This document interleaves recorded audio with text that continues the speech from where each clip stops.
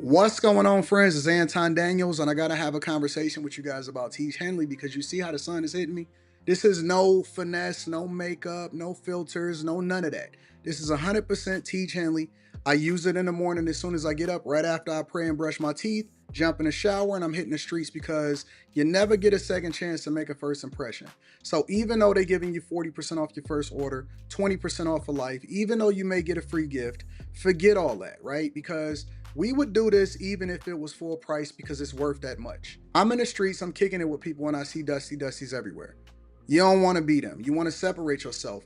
And the way that you separate yourself is self-care. Ladies get it for the fellas. Fellas don't wait for the ladies to get it for you. I'm about to hit the streets right now and I'm feeling confident. I'm feeling great. I mean, I already got confidence, but to have that extra boost of confidence, knowing that you've taken care of yourself and you set yourself apart from all of the rest of the sheep that's walking around making bad decisions on a daily basis. And it's reflected in their actions. It's reflected in the products that they use. It's reflected in the people that they follow.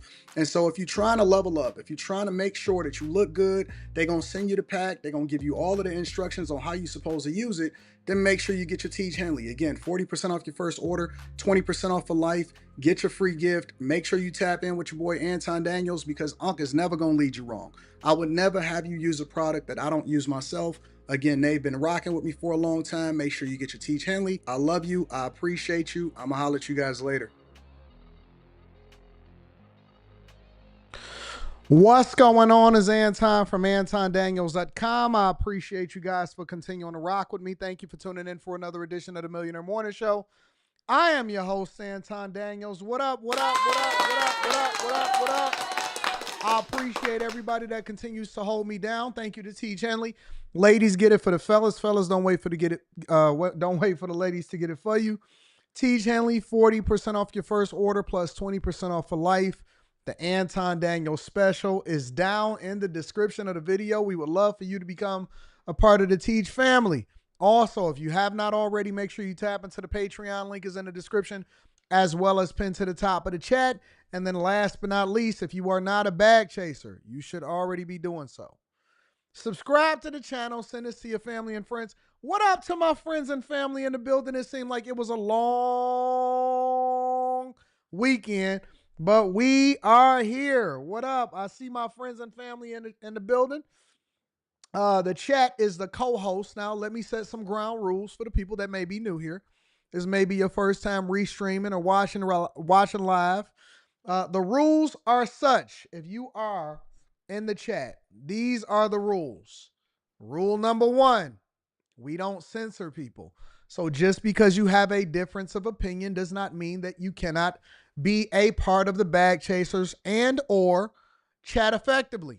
All right. The chat is my co-host for the day. Now, let me say that again. Just because you got a difference of opinion, just because you may be a raging liberal, just because you may be a part of the LGBTQ community, does not mean that you don't belong here. We are inclusive. This is diversity, equity, and inclusion. Rule number 2, I am an equal accountability smoke giver, meaning that I have no respect of persons. Everybody get this work. If you are a victim Olympian, then you will definitely be brought to the front of the congregation. Again, I don't care if you are black, white, young, old, male, female, gay, heterosexual, or you decide that you want to use girls' bathrooms and you just so happen to be a biological male. You will get this work. So nobody is excluded or exempt from what we do over here at the Millionaire Morning Show. We do not have a respect to persons. We rock with people based off of their character. Rule number 3, the way that you stay as a chat or as a casual observer that chats occasionally is you must remain respectful. We have a shorter leash over here at the Millionaire Morning Show because this is a family show. We may be entertaining. We may go off the rails. But this is a family show. And so the one thing that we don't tolerate is disrespect towards people's family members. No wives, no kids, no none of that, unless people introduce that into the conversation. And last but not least, certainly last but not least, do not try to hold me accountable to your standards of what you think a morning show is.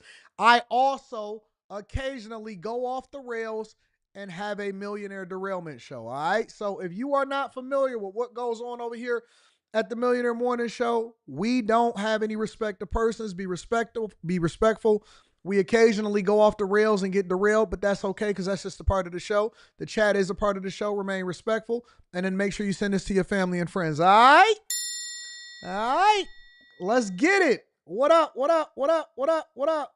2025 is the worst year for anyone named Joy. Talk about it. Ain't that the truth? We got the Q show tonight, so that should be popping. Also, happy birthday to Mika. Y'all make sure that y'all wish Mika a happy birthday. Go and take care of her. Send her cash apps. Go and subscribe to her channel, Red Cup with Mika. It is absolutely going up. She is doing really, really well. So I'm gonna make sure I take care of Mika a little later. You know what I'm saying? We got to send her a little care package. What up, friends? It was a lot happening this weekend. Yeah, it was a lot happening this weekend. Y'all ready to get started with the show? Let me read some of these super chats and cash apps. We're going to get y'all with the prayer, and we're going to get it popping. John Russell Lee Kane, what up, says, thank you for all of your insight. Thank you, John. I absolutely appreciate you, John. Thank you, thank you, thank you. Also, let me also say this. I acknowledge every single super chat. I am not one of those bougie content creators where I think that if you give 99 cents or $1, something like that, that you shouldn't be acknowledged. You don't have to. Now, let me also say that I don't ask for anything. I appreciate you just for hitting a like for the YouTube algorithm. That is your reasonable expectation as a viewer of the show. If you've been here more than once, you should probably be subscribed and turn on your notifications. And if you want to really level up and go, forward with a group of people that's going in the direction that you're going in, you should probably tap into the Patreon. The link is in the description. But we do not ask for anything. We appreciate everything that everybody does. All right. So I always like to acknowledge the people in between segments. Mike, that dude, what up, though? I appreciate you. Thank you, my most consistent person in the world. And Spencer Campbell says, good morning, AD. Have a great show. Thank you, Spence. Thank you. I appreciate you, Spence, for holding me down. All right, I'm going to be reading cash apps throughout the show. Let me acknowledge the super chats. Yoshi says, we smoking on that joy pack today. Good morning, big dog. Good morning, Yoshi. Eric Walt Harris says, joyless, couldn't read the room. The view is too blind, can't see. The majority agree with MAGA. Now, I'm going to talk about that a little later on in the show as we navigate through it. Abe the Hunter says, you a host? All I wanted to be there for you, dog.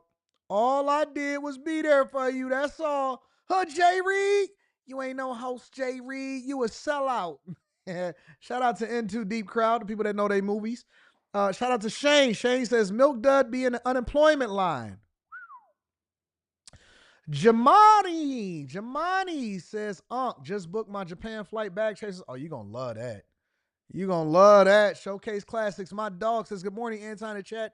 Ready to start my day with the Millionaire Morning Show. Shout out to my dog, Showcase Classics. Kick it with you later. Kicked it with you over there. 2025 is the worst year for anyone named Joyce, says LaFleur. Keith Murphy, the unbeaten, said that stock market right now is down. Epic fail. Interesting. Not the bag chasers portfolio. Look like y'all should have became bag chasers. Kyle Davis says, watching live from the office first day back due to the president's order multitasking. Get that bag, big dog. Don't get laid off. Mendoza says, Anton, if you were to start a side hustle, would you consider starting a clothing brand? No, absolutely not. I think that merch and clothing brands should go side by side with visibility. If you have no presence, if you have no visibility, if you're just looking to market it, no, I do not. I suggest starting a clothing brand. If yes, how would you play it? If no, what other alternatives would you suggest?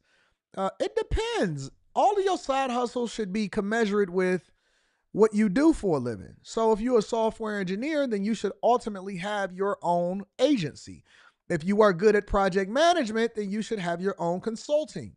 If you are phenomenal as an artist and you work for a specific company, then you should be leveraging that to create your own business and be working on that on the side. So anything that you do, right?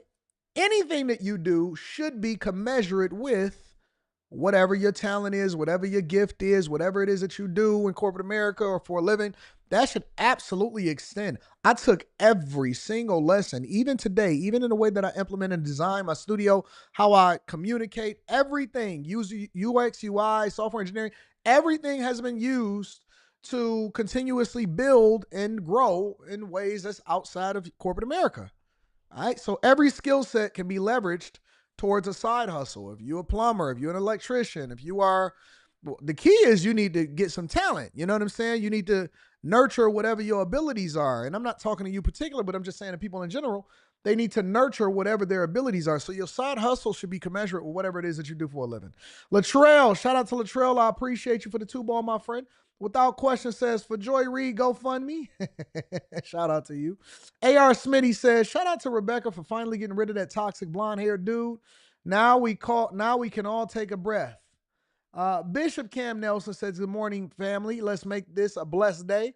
Woos Dragon is in the building, says, this is Sean. Shout out to Sean. Wasn't you I was talking to about investing the other day? No, absolutely not. You were not talking to me about investing the other day. Listen, we do our best. We go through each and every video to root out the spam. I would think, and this is just the honest to God truth, I would think that at this point that you guys would be able to see the difference between Anton, which I never, under any circumstances, reach out to anybody outside of Anton Daniels 413 at gmail.com. Anton Daniels 413 at gmail.com. Again, we do our best to go after the spammers and the frauds and the people that are creating duplicate accounts and all of that stuff. But I am not reaching out to you in a comment section. I'm not reaching out to you through DMs. I don't have any alternative accounts. If you're not following the accounts that are listed down below, then it is not me. No, it is not me. That is a Nigerian booty scratcher scammer that is trying to get your money. I only do business via email, AntonDaniels413 at gmail.com. So if you're asking, the answer is no. You are talking to somebody that is on a mattress inside of their bedroom trying to get you out of your money. And I cannot be responsible from that. All right? I cannot be responsible for anything. Remember, if it is not from my email, and if you are not reaching out to me on any of the authorized things that's in the description, it is not me. All right? Don't get finessed.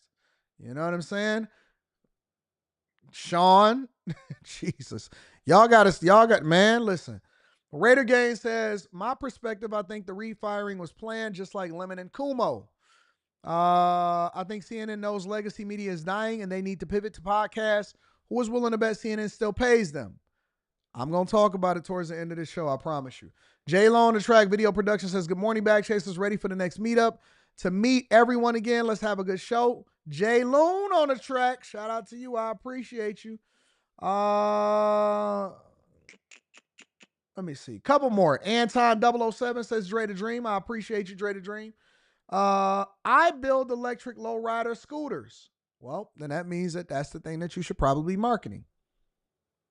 And it's easy to market, but that's the thing that you should be getting into. Again, I am going to be reading Super Chats throughout the day. Thank you guys for continuing to hold me down. I'm expecting for all of y'all to be subscribed to the show. Make sure you tap into the Patreon. Link is in the description as well as pinned to the top of the chat. All right? Reading Super Chat shortly, but we got to get into the show. We got a long show, a very, very deep show for y'all because we're going to cover everything from Joy Reid to Trump to the Russia-Ukraine possibly getting solved, to layoffs, to migrants, to everything. We covering everything today, all right? So if you're not subscribed, if you haven't hit a like for the algorithm, then that's your fault. Yeah, let's go ahead and get some prayer. Lord, we ask that you come before us today and rebuke scammers. Rebuke scammers, Lord. We got 2 requests for today going forward. On Monday, February 24th, 2024, bless people to become successful on their own merit instead of trying to create duplicate accounts, and bless YouTube to get a hold of that junk. People should not just be able to take your profile photo, create a duplicate account, And then y'all get finessed in the comments by saying, we got to solve all the problems in the world. Hit me up at this number. Boy, do you know if my number hit the internet that I'd be changing my number again like I did before? Bless people to get it on their own merit instead of always trying to finesse the system, A. And then secondly, our second request, God, is bless that our health catches up with our wealth. Now, if you broke and dusty, that's not a prayer that you want to pray. All right? If you're operating in the negative, if your account is overdrawn, if you are swimming in debt and you decided that you didn't want to become a bag chaser, if you are still sleeping on a mattress that blows up, then this is not the prayer. You want your wealth to increase, and then after you get there, you want your health to catch up with your wealth. Bless our health to catch up with our wealth. Bless us when we get to a certain point in life to dedicate all of our resources to ensure that we really are able to enjoy every single thing that happens on this earth. I love you. I appreciate you. Lord, you said where 2 or 3 are gathered in your name, there you are in the midst of us. And we ask everything in Jesus' name. Amen. All right. Y'all ready to go ahead and get started with the show? Again, make sure y'all hit a like for the algorithm, subscribe to the channel, and turn on your notifications.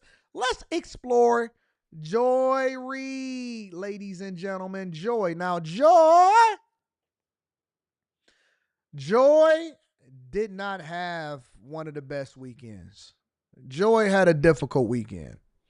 I had to go through and source through a lot of stuff. Obviously, a lot of this stuff had hit my desk over the weekend, but I want to go over a couple different news articles in order to emphasize exactly how bad of a weekend that Joy Reid had. Okay. First, let's deep dive and let's get to it. So, we all knew, and I predicted it. I called it a long time ago. I said, Joy is probably going to be the next person to go. Without a doubt. Without a doubt. Joy is probably going to be the next person on The Price is Right that we're bringing to the front of the congregation. And I could see it a mile away. But we'll get there. Let's continue. Joy Reid is out as MSNBC as part of a sweeping lineup changes 1 month into Donald Trump's second term in the White House. All right. They saying that the network is set to announce the major lineup changes a month into it. The network is canceling the Reid Out, which had abysmal ratings, by the way. Definitely a diversity, equity, and inclusion hire, in my opinion. The Reid Out, the opinion show Reid has hosted since 2020, according to sources familiar with planning. After hosting her final show this week, Reid will depart the network where she's been a familiar voice for more than a decade now. Just because she's been there a decade does not mean that that show has been operating for over a decade, because it hasn't. She's just been serving in different roles. And then eventually they said, you know what? Let me get that girl with the short hair with the blackity black movement. We got the George Floyd protests that's happening. Black Lives Matters. We're focused on diversity, equity, and inclusion in order to market ourselves and make ourselves socially acceptable in this liberal environment. And then that's where you got the Reid Out. The Reid cannot be reached for comment. MSNBC declined to comment. New York Times and Variety were the first to report Reid's impending departure. MSNBC plans to replace Reid at the 7 p.m. hour with a trio of hosts: former Kamala Harris advisor Simone Sanders, Republican National Committee Chairman Michael Steele. See how they trying to diversify? Former Republican National Committee Chairman Michael Steele and Alicia Menendez, the daughter of former New Jersey Senator Bob Menendez, and the 3 currently host The Weekend, a show created by new MSNBC president Rebecca Cutler. So Rebecca is nearly a month on the job. They all knew that this was going left, meaning that the ratings were abysmal for the entire election season, all the way leading up to November. MSNBC, CNN, all of them have been changing their tune. Don Lemon has been out. There's people that's been getting fired. Joy Reid is up now, and allegedly they've been asking a lot of different hosts, including Rachel Maddow and several other people, to take pay cuts because it is no longer popular to rock out with the left, because they become so far left and so raging as far as their liberal ways, and they become hateful. They no longer even have any kind of objectivity when they're evaluating these different things. Most recently, I even seen Jasmine Crockett, which we'll get to her shortly. Jasmine Crockett was one of the people that appeared on the Reid out. The move took Reid and her staffers by surprise. On Sunday, Cutler held a tense and emotional virtual meeting with staffers on the Reid out who found out about the decision to cancel their show from media reports. Let me tell you how we're getting rid of diversity, equity, and inclusion. They had so little respect for Joy Reid, and her show was so bad that now they said, listen, you gonna find out at the same time that Anton found out. The same time that I found out was the same time that Joy Reid found out. Ain't that crazy? The same time that I found out was the same time that Joy found out. She was over there probably hanging out with Kamala Harris, who knows? Maybe going to church with Jamal Bryant. I know that y'all recently been protesting Target and Walmart, and oh my God. Funny how that died out. Ain't that crazy how diversity, equity, and inclusion just dies out like that? Hey, let me tell you something. They got this thing on TikTok called Hillman Talk University. Hillman Talk University. And it was supposed to be a bunch of black people that got together and they said, you know what? We're going to share information and we're going to make sure that we teach each other. And we're going to establish a university on TikTok now that it has come back into fruition from Trump's executive orders to make sure that it's not canceled. Even though under Biden, they tried to eliminate it. Y'all forgot. Y'all didn't never thank Trump as at all, but it's cool. No worries. And they created this thing called Hillman Talk, which was basically a bunch of black professors and things like that is teaching different courses on TikTok based off of this conglomerate of people that come together. Y'all let me know if y'all have heard of anything named Hillman Talk on TikTok. This fictitious university. Guess what? Less than a month in, you had a whole bunch of disgruntled employees. They tried to monetize it. They tried to make the money off the people. They got some women that was the lead of it. And then next thing you know, they started to all walk away and they was pissed and it was all turning against each other. That is literally the blueprint for diversity, equity, and inclusion and non-merit-based creations from people that think that they're going to go against the system and then ultimately it all fails. It's a thing. It really is a thing. They created this fictitious university where they were all going to come together and build up the community and teach all of these lessons and tune in. And now it's just all in disarray and shambles and everybody turning against each other and making TikToks against each other, saying how this person is a snake, this person is doing this person is doing that, so on and so forth. Anyways, yeah, someone tried to patent it and everything. So let's continue. The move took Reid by surprise, which in the Independent and several other news media outlets, they said that she had a tense meeting with MSNBC after learning her show was being axed by the media. Says that MSNBC has canceled her evening show. And in these tense meetings that was leaked to the press, the final episode of the Reid Out will air this week, which, oh, trust me, I'm definitely going to be there for that one. Her slot will be replaced. They said that. Hold on, let me go down. Now, media journalist Oliver Darcy reports Reid's staff found out they were losing their jobs in a tense, emotional 30-minute impromptu meeting Sunday morning. Staffers were reportedly frustrated they learned about the show shutting down from media reports rather than directly from leadership. You know how I go. Same thing. No different. Just like corporate America. You're going to find out when we find out. The network has also removed Alex Wagner from her weekday evening spot, and Darcy reports Cutler held a similar meeting with the show's staff. However, Wagner is expected to stay with MSNBC as a contributor. Not Reid. Not Joy Reid. Not, you ain't no anchor, Joy Reid. You know what's so funny? You know what the funniest thing about this is? The last time that I actually listened to Joy Reid on MSNBC, where I wanted to hear a whole soliloquy, the thing that she went into was how her parents were immigrants coming into this country, and she was advocating for illegal migrants that ultimately are getting deported by Tom Homan, but she was having so much vitriol and hate for the Trump administration and for the border czar Tom Homan. But her parents are very ones that benefited from coming over here. And I don't know if they came over here legally, illegally, if they're legal citizens or whatever, but she is the direct beneficiary of our generosity inside of the United States of America. Yet she has so much hate for what is happening over here. Now, many are mourning Reid's departure. It's not a lot of them.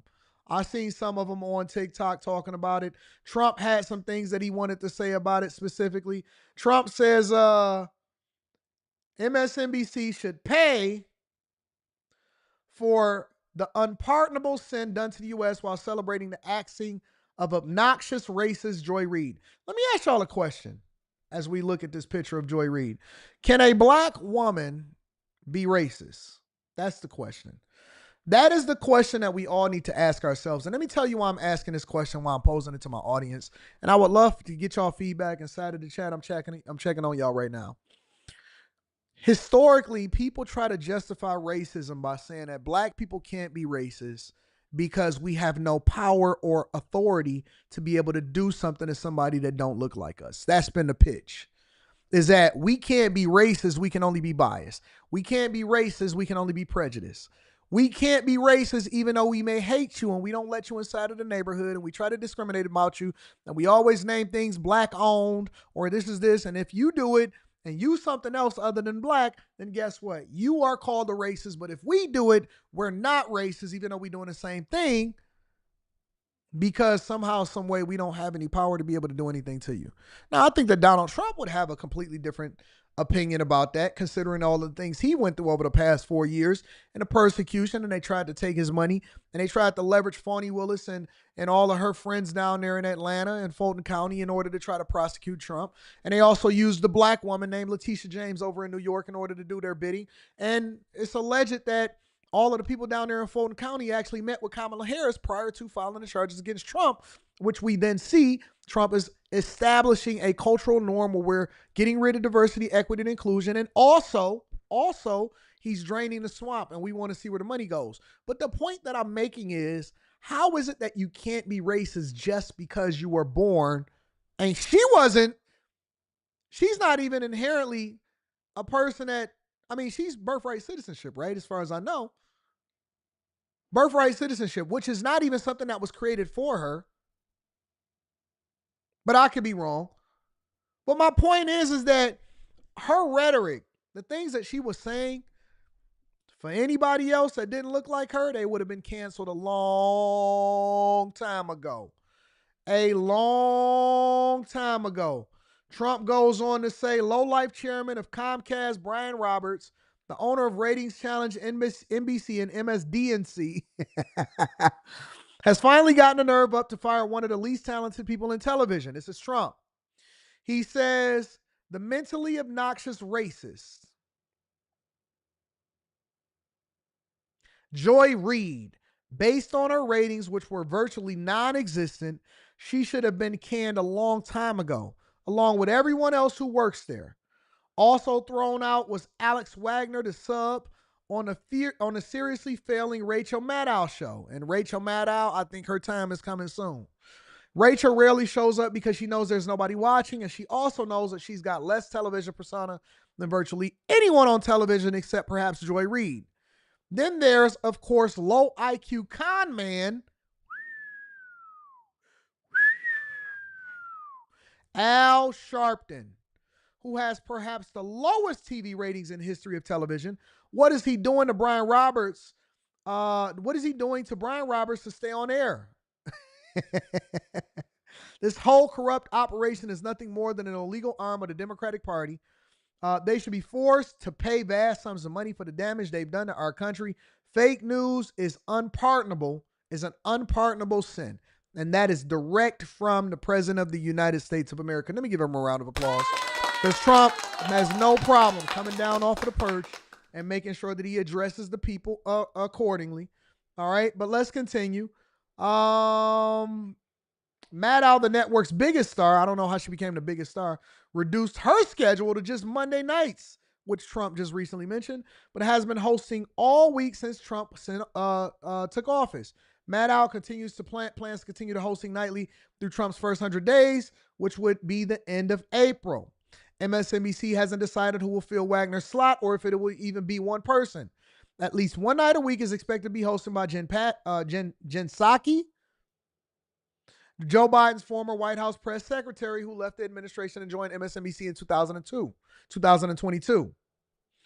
Lineup changes as MSNBC splits from NBC. These are the first big moves being made by Cutler, the Philadelphia native who took over MSNBC's president earlier this year. The lineup changes take place in front of a huge shift behind the scenes, which MSNBC is being spun out of NBC and Comcast into a new company called SpinCo, alongside many of the network's other cable TV networks, including CNBC, USA, Sci5.E, but not Bravo, or NBC's regional sports networks, which includes NBC Sports Philadelphia. The deal is expected to close by the end of the year. Listen, I think that legacy media is changing and the landscape is absolutely going to be dire for a lot of people, and a lot of people are going to be losing their jobs, but I'll get to that at the end of the show. I think that's it.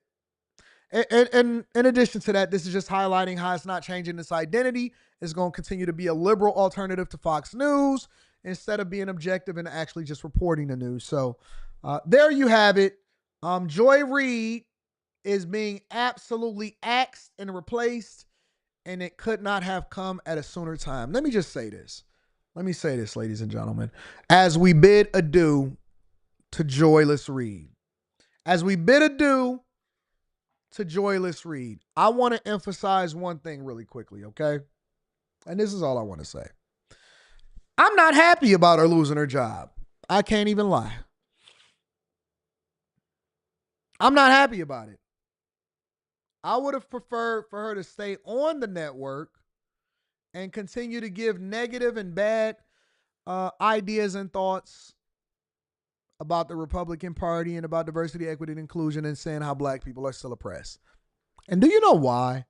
It's not just because I don't want to operate in an echo chamber. Because honestly, some of the best content and some of the worst takes came from Joy Reid, which made it even more lucrative for me to then look at it, react to it, and say, look how crazy this woman is. Look how liberal she's become.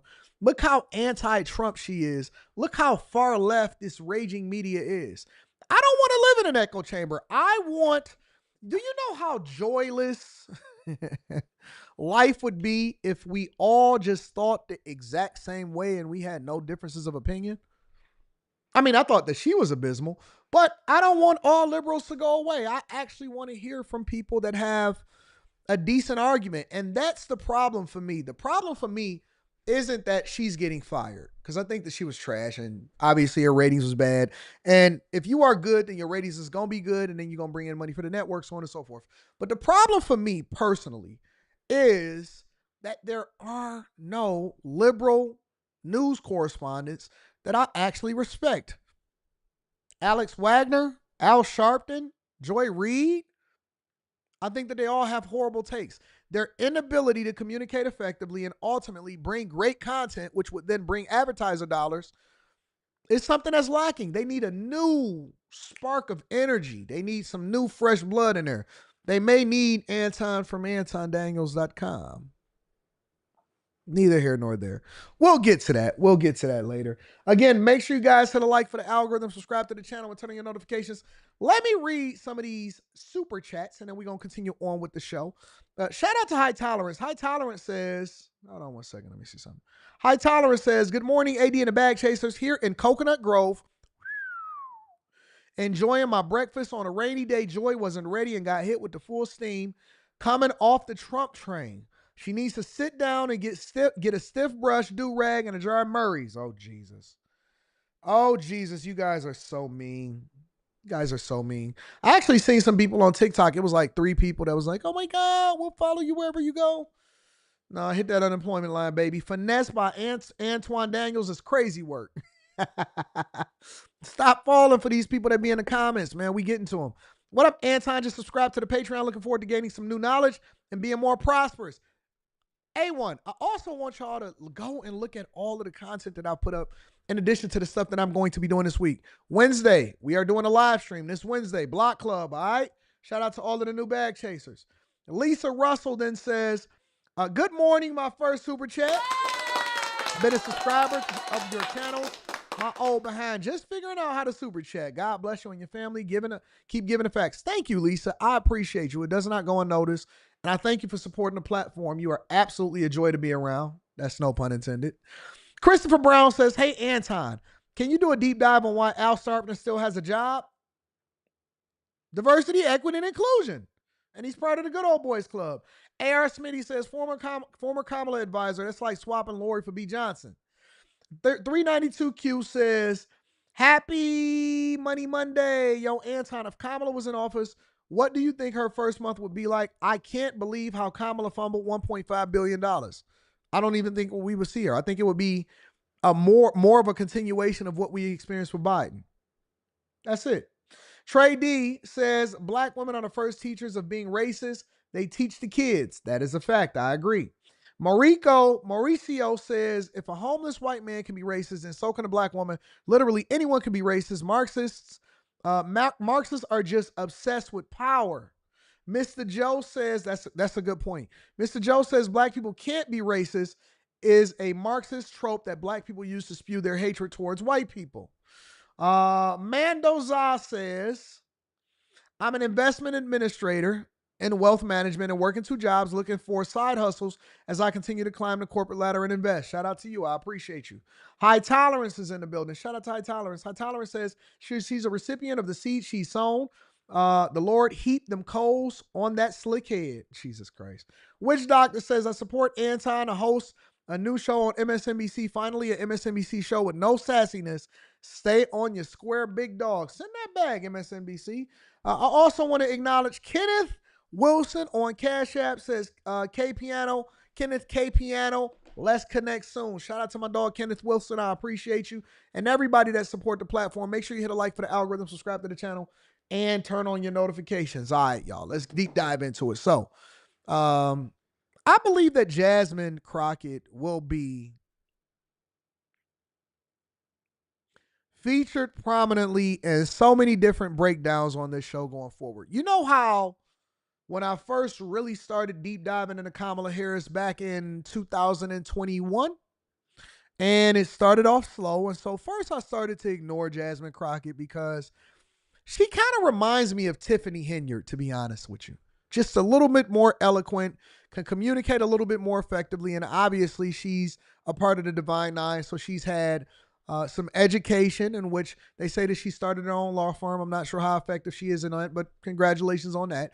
And more importantly, she's had some connections as far as some different people that helps her level up and get to the spaces that she in today. And so you would say, well, how is she like Tiffany Henyard over there in Dolton, Illinois, and not more or less aligned with the Kamala Harris? Well, I think that she's a hybrid of both. I think that she's a hybrid of Tiffany Henyard, the hood rat, and Kamala Harris, the capper. Tiffany Henyard, the hood rat, and Kamala Harris, the capper. But more importantly, what I want to start exploring is, who is Jasmine Crockett and why is she on this crusade against the Trump administration while completely ignoring all of the good things that he does? And I'm starting to uncover exactly who she is. Now, recently she went on ABC to talk about this $5,000 dividend idea. It's just an idea. It's just something that's being kicked around by Elon Musk and Trump, based off of the fact that they're finding so many fraud tax dollars being used for things that we did not advocate for. Hidden, lies, sending money overseas, USAID, Social Security, the Treasury, probably the Defense Department, and everything else that you can see, but we'll find all of those things out by 2026, July 4th. That's the time that DOGE is expected to be done evaluating all different government branches. But she's on this revenge tour. Her, AOC, Bernie Sanders, all of these different people, and are using every piece of visibility to then continue to bring, and highlight all of the things that's happening with the Trump administration that they don't like. And recently, again, she was on ABC and she was saying that, well, I'll let you evaluate her words specifically. This is her clapping back. This is Jasmine Crockett clapping back. Now, why do I say clapping back? Because this woman is get low. When I say emerging between Kamala Harris and Tiffany Henyard from Dolton, Illinois, you'll see. You'll see for yourself. Let's get into it. Hey, I hope y'all can hear me. I know it's late for most of y'all if you are still on East Coast time or Central time, but I just wanted to go live really quickly because y'all is wearing me out. Like, I better understand why black folk got hoodwinked and got caught up and started saying that Kamala wasn't black enough or she wasn't even black at all and all this kind of stuff, because legitimately another member of Congress sent me a video of a woman who supposedly is a teacher. And I'm saying supposedly because I am hoping to God that this woman is not an educator of our future scholars, because for whatever reason, people don't question when right-wing media puts out things about me. Now, do you see how she's speaking? She's speaking, in my opinion, really great English. She knows how to communicate effectively if she wants to. This is what I would call a chameleon, right? How she speaks online, how she's showing up in Congress, which you see glimpses of it. You see the ghetto. You see the ghetto. The ghetto is there. It's just not always front and center. I could tell. You know what I'm saying? I could tell where these chicks is raised at. I could see it. It's all in them. It's the butterfly eyelashes. It's the way that they talk. It's the hair. It's all of that. It's the sassiness. And you know what? I'm gone. And now she's in the mode to where she's responding to people on social media, TikTokers, Instagram people on YouTube that has something to say about her. I'm going to clap back. And I hope this woman ain't no educator. Okay, Jasmine, show us what you're really talking about. think that I'm their bestie or that I am literally their number one enemy, or for all of those saying we're the Democrats. And then when people are out there and they're fighting for you, you immediately believe some of the most ridiculous stuff ever.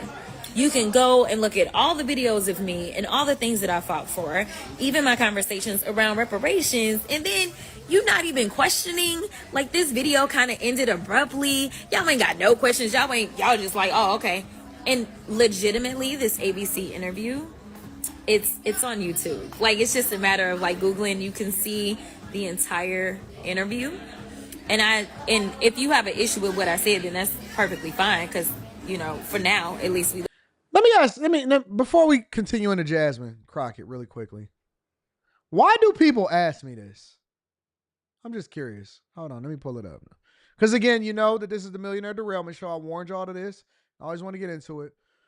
Valley Girl for Life Creations says, are you married to a white person? Let's say hypothetically I was. What would that change? How do you even know that I'm married? How do you even know that I'm married? If I was married to the palest milk of magnesia white woman that you guys ever seen in your entire life, what would that do? How would that change anything? Valley Girl for Life Creations. Tell me, how would that change anything? If I was married to a white woman, what would that mean? No, it's a reasonable question. She wasn't disrespectful. She didn't call me out of my name. She didn't say that I was anything other than. It's a legitimate question. All she asked was, are you married to a white woman? I think that it's a legitimate question. To answer your question, no. I am married to a black woman. I have been married for 20 years, since I was 22 years old. I have a dark-skinned daughter that looks just like me and her mother. And I do not come from a broken family. I was raised with both parents in my household, with a strong father, and they were married until my father ultimately passed away. But I still need to ask the question, why do women ask me that? What is it that I say that is so bothersome to them that causes for them to ask me this question? Why is this relevant?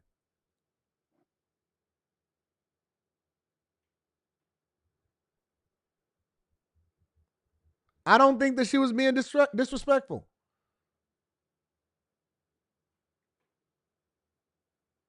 I don't think that she was being disrespectful.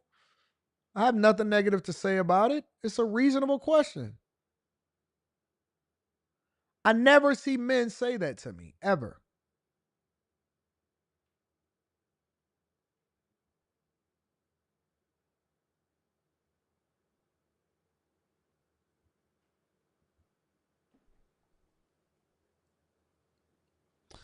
William Justice says, don't lie, you're owned and just want money. I'm not really sure what that means. William, first of all, I know that you're only 13, buddy. You're only 13, man. You got the Silver Surfer as your profile picture, big dog. Before you talk to me, you got to be more than a Silver Surfer, bro. Before you talk to me, you gotta speak proper English. You can't say don't lie, you owned and just want dollar signs. You gotta be, listen, nobody under the age of 18 has permission to speak to me unless they get a permission slip. That's a fact. Nobody under the age of 18 has permission to address me. They cannot ask me questions. I want to know where your parents are and why are you not in school right now?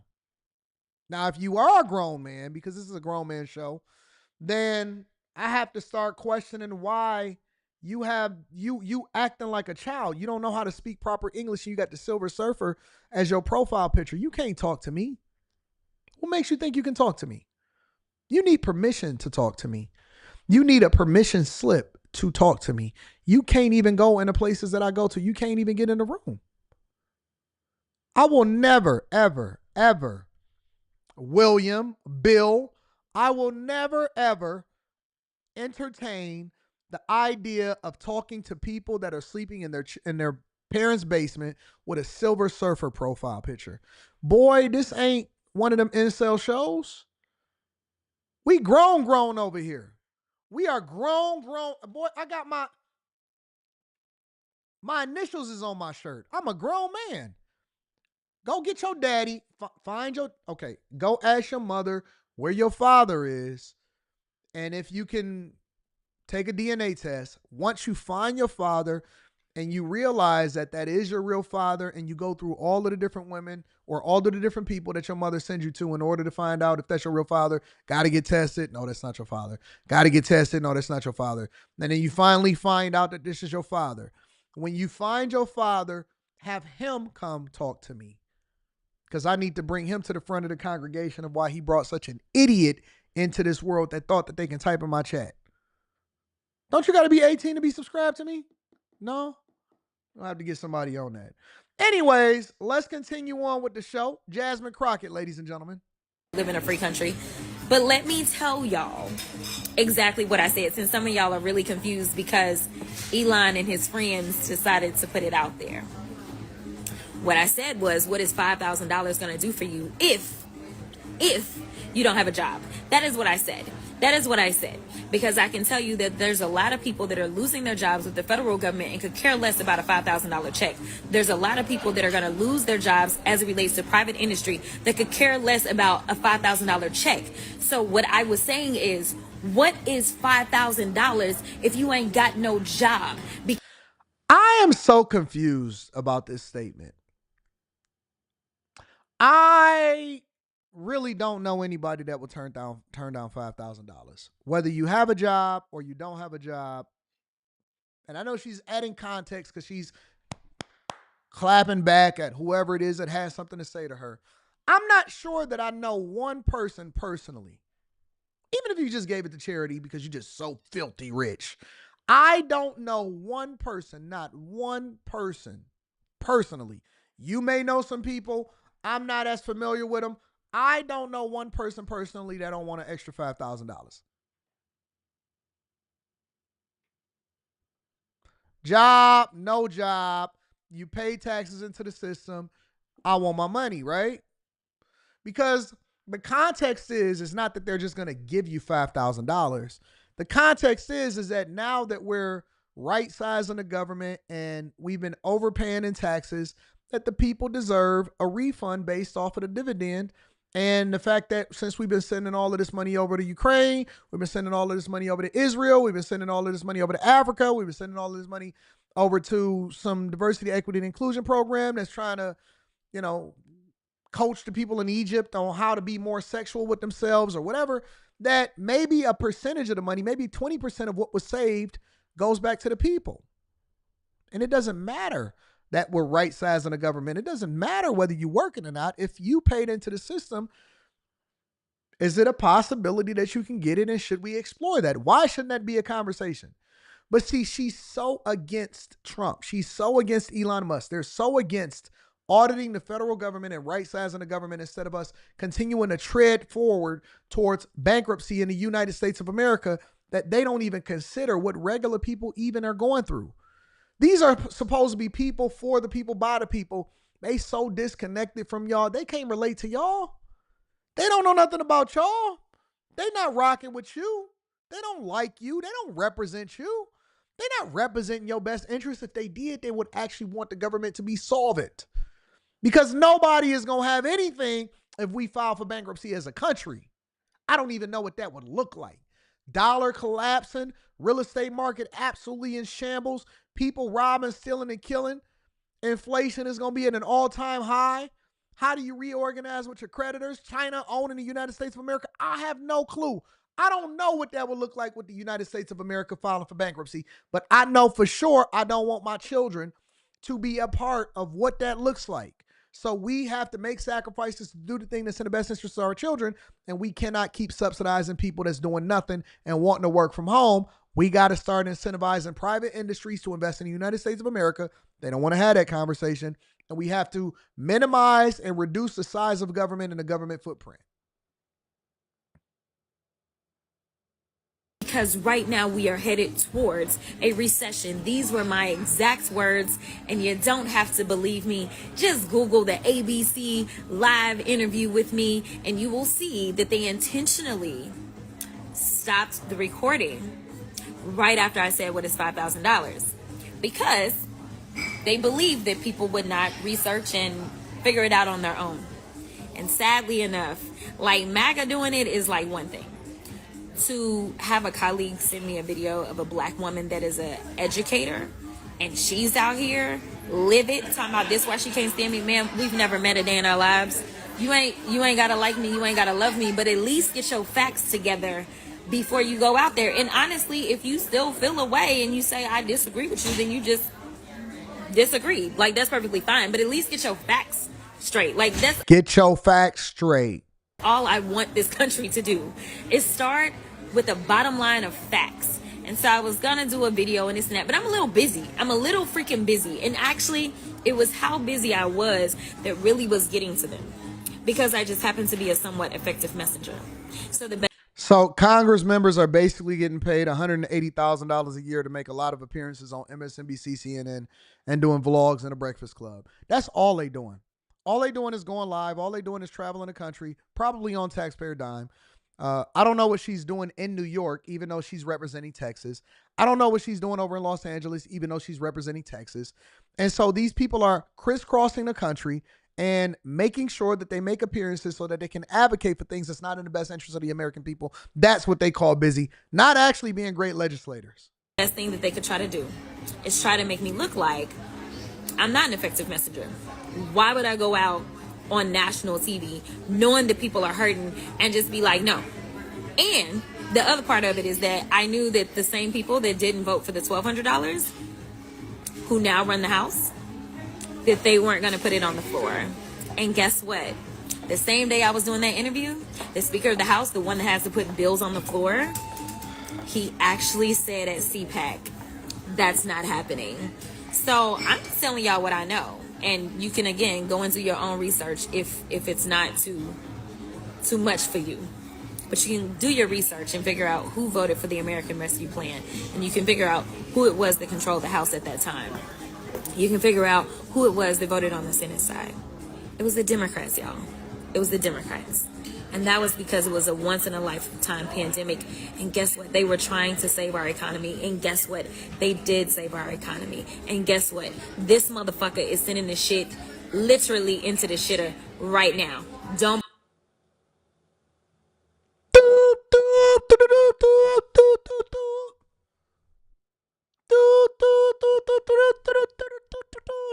Listen. Anton can't control what people that represent the United States of America as elected officials are saying on social media. This is what we reduced ourselves to. I told you, this woman is nothing more than a chameleon. She is a cross between Tiffany Henyard and Kamala Harris. She is a cross between Tiffany Henyard and Kamala Harris.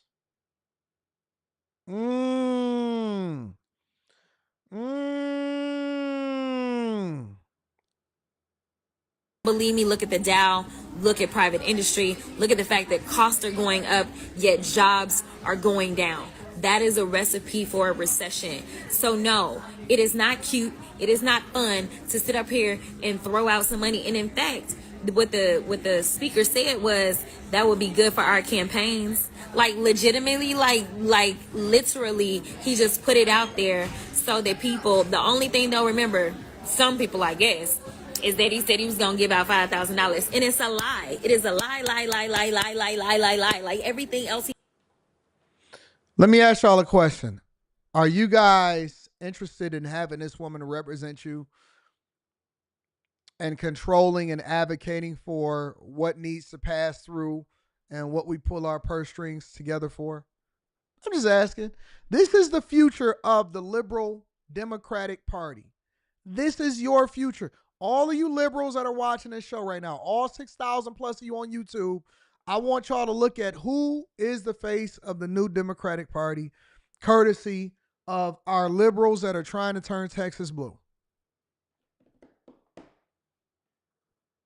I just want you to see who your representatives are. He does lie, but if y'all want to believe the lies, then that's just on y'all. But I just wanted to make sure that I set the record straight, because for whatever reason, some people just cannot take it upon themselves to go on YouTube or go onto Google and figure out what I said, which that's what I said. So anyway, I will talk to y'all later.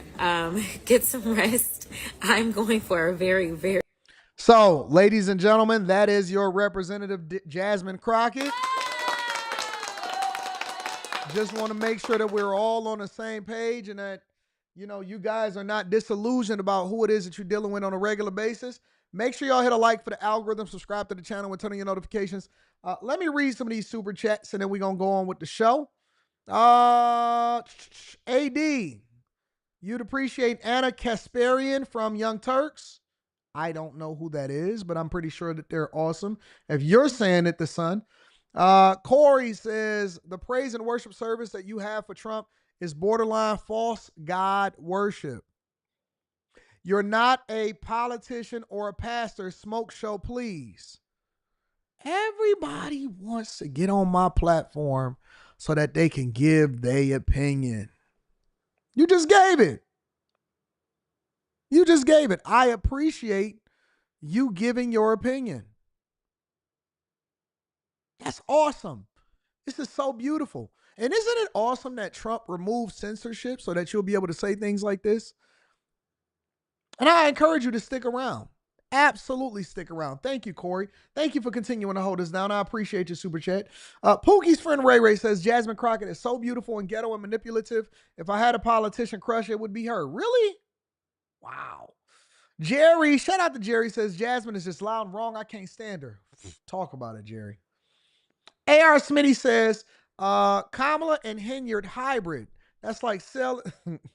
I don't know what that second word is. Majin Buu combined. We may have met our match. I like her butterfly eyelashes though. You mean the giraffe lashes? See, Jay Hunter Lee, you said it. Chris Cunningham then goes on to say, Anton, that's South Dallas. She is so unprofessional. She speaks in a condescending tone. She needs to go next November. She's upset because she's not getting kickbacks anymore. Y'all think that Jasmine Crockett was getting kickbacks? I don't know about that. Courteous Contemplation says Jasmine Crockett hides her ghetto well, but not well enough, as her trainers never sat her down and explained that there is a time and a place to be ghetto. Much like Obama, King Word Slayer. Chris Cunningham says D Dusty took over. Berta's baby boy says, Rita, come out the back and stand on business. Moses King then said, morning AD. Black women be assuming that you got a white spouse because you talk proper and you can articulate yourself. Shout out to my girl sister.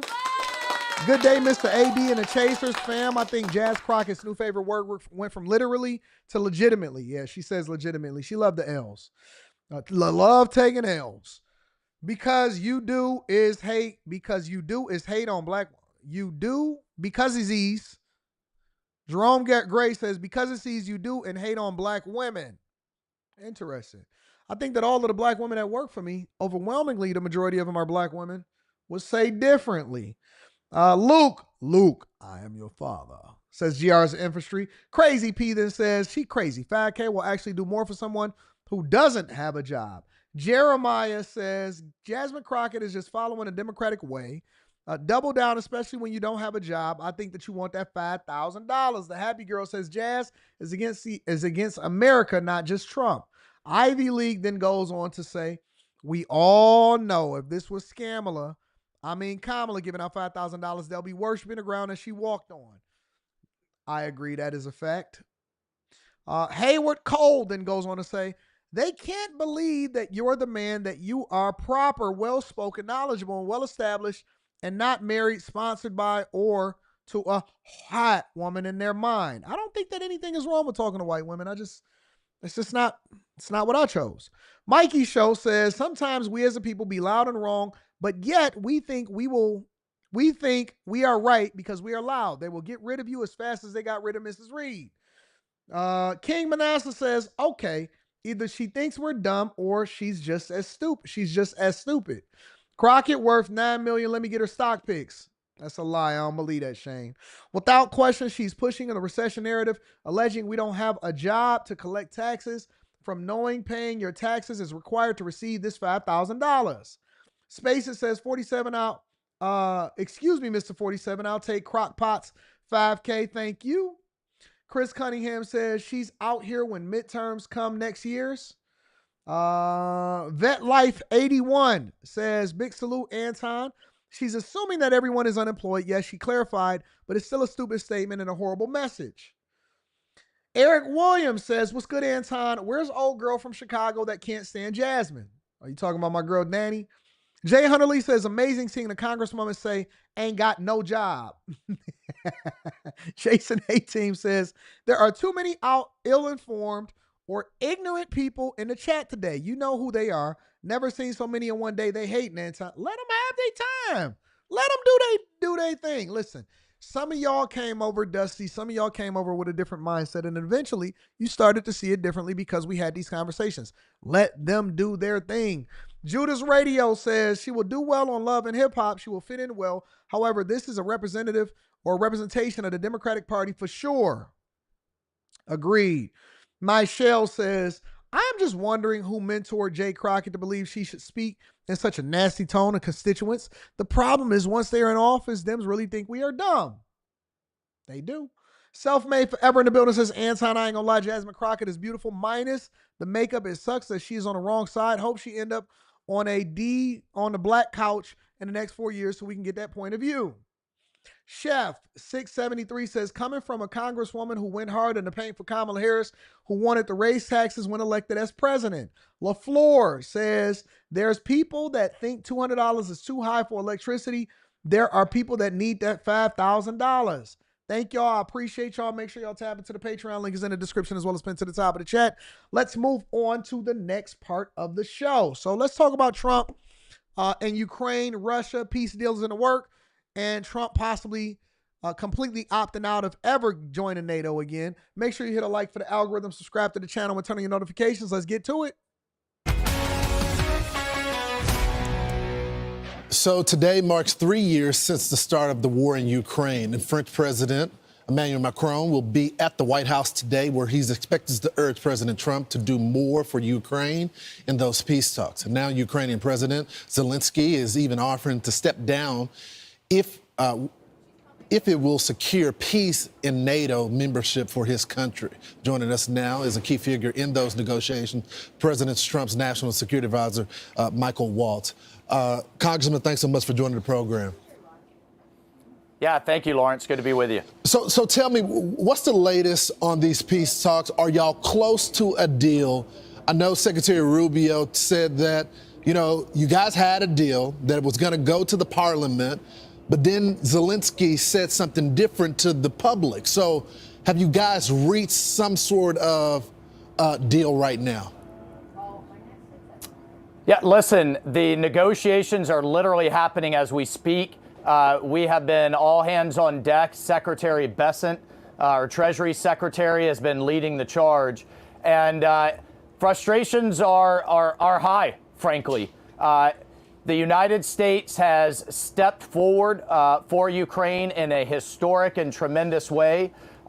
We are heading, today into the 3-year anniversary of this war, and we expect the Ukrainians to realize the opportunity that this is, and President Zelensky to realize the opportunity that this is, to be co-invested with the United States of America in the future of Ukraine, in the future of its economy, and growing the pie in terms of its natural resources that not only helps Ukraine, but recoups these hundreds of billions of dollars for the Ukrainian people and for the American taxpayer going forward. So we expect to get this deal done. President Trump expects to get this deal done. And I think you will see that in very short order. So the reason why it's important, in my personal opinion, for Ukraine to get this war done is because they no longer have the funding of the United States of America to continue to perpetuate this war. The war machine is over. Liberals and the Democrat Party is the party of war. And I suspect personally, and I think that we'll probably start to find out some of this information as we continue to audit the federal government via Doge and Elon Musk, that there's a lot of money that is being funneled. Listen, let's just say hypothetically that we gave Ukraine over a period of time and resources and military weapons and money and cash. Let's say that we gave Ukraine $1 trillion since the war started. We were marking the 3rd year anniversary. So they've been in this war for 3 years. So effectively, 75% of Biden's entire term was in war, because we basically are in a simulation. This is a proxy war against Russia. This is America warring with Russia through Ukraine and funneling money to their buddies, in my opinion. Okay? So let's say, for example, we spent over $1 trillion in resources and all of this stuff, sending this money over to Ukraine. I would like to think maybe a $500 billion of that dollars is probably going around, floating in the air somewhere. Gotta be at least $500 billion floating somewhere. Somebody's pockets, somebody's yacht, somebody is doing this over there. Somebody got super rich. Do you want to know why wealth is silent? Because it's not silent amongst people that actually can show the receipts and the proof where they got it. Do you know, you want to know why people that have, and I'm not talking about regular everyday wealth, like, I'm not talking about like, anything less than 10 million or something like that. And that's an extreme amount of money. I'm not trying to act like that's not a lot of money, but you can usually trace where that comes from. Oh man, this person does this. This person works very hard. They always in the streets. They're always taking beers. Whatever it is, legitimately, illegitimately, you can pretty much tell where somebody's wealth comes from, if they created a product, if they're a public figure, if they own a company, if they creators, whatever it is, right? When you start talking about wealth being silent, that's really talking about people that don't really want you to know where they got it from. It's the honest to God truth. Listen. Y'all think it's because they're so, I am so humbled. And I really, really love you guys. And I don't want to seem out of touch and all of this stuff. That's not what it is. They don't want you looking at where they got it from.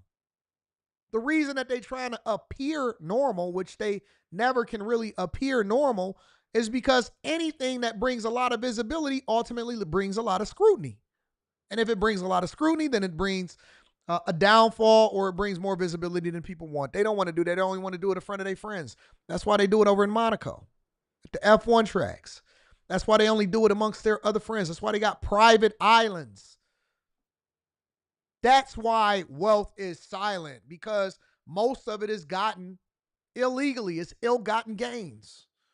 If you knew who the richest people in the world were, you'd also understand that majority of them probably didn't get it the way that they were supposed to. And so as a result, all of this money just flies. It just goes. But when you have somebody that's already rich, that has no vested interest, and so then they can start to do the will of the American people, people start feeling some type of way. You know why? Because the money pile is drying up. The money is played out. It looks like the conversation, he was asked the question, Zelensky, the president of Ukraine, about NATO membership, and he said he's willing to step down. Now, the Secretary of Defense, Pete Hegseth, have said that that's not realistic. I've talked to the president. He's pretty much said the same thing in private and public. Is that back on the table? Because he was asked that question, and he said that he would be willing to step down.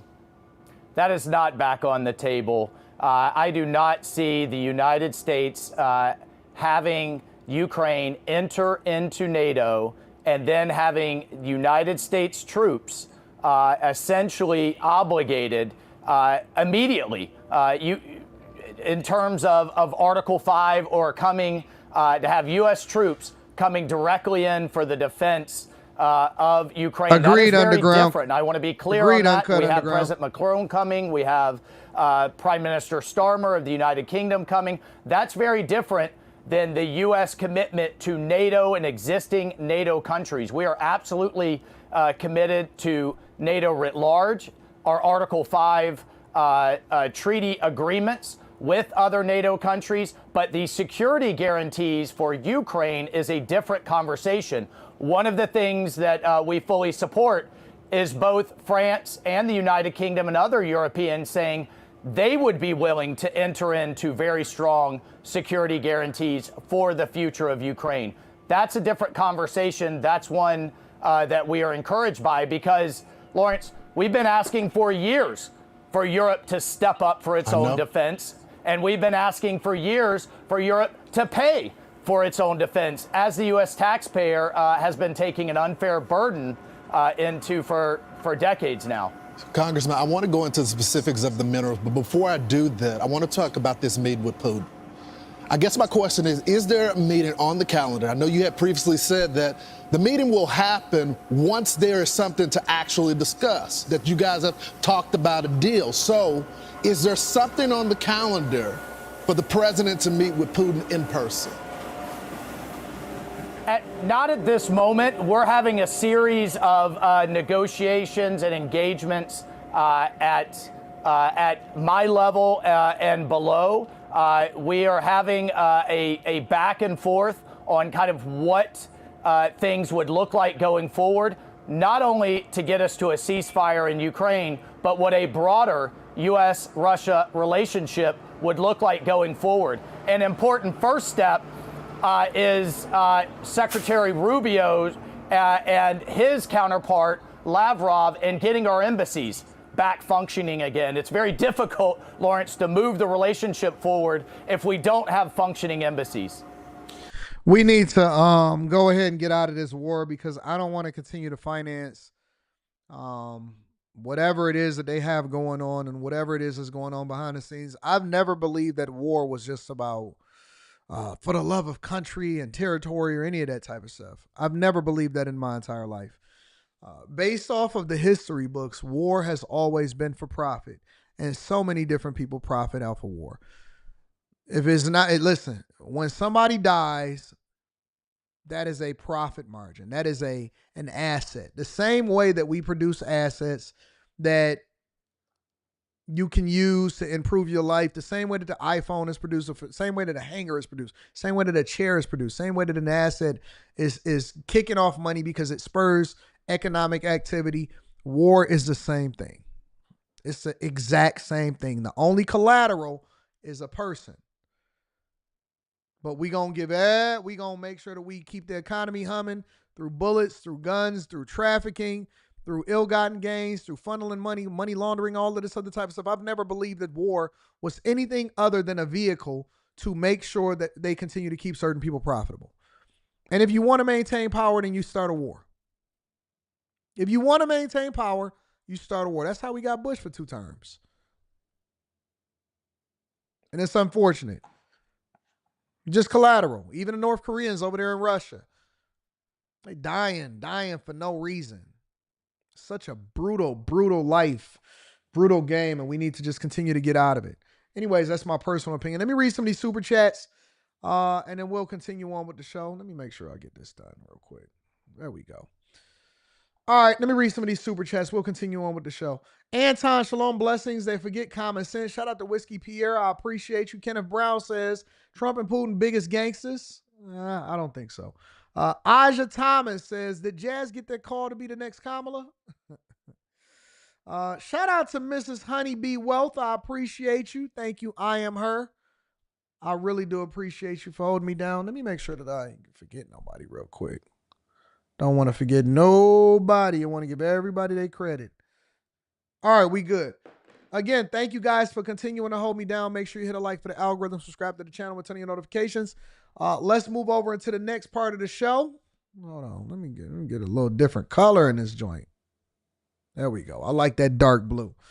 All right, so what do we got next? Oh, you know I got to give y'all an update on what's going on with the migrant crisis.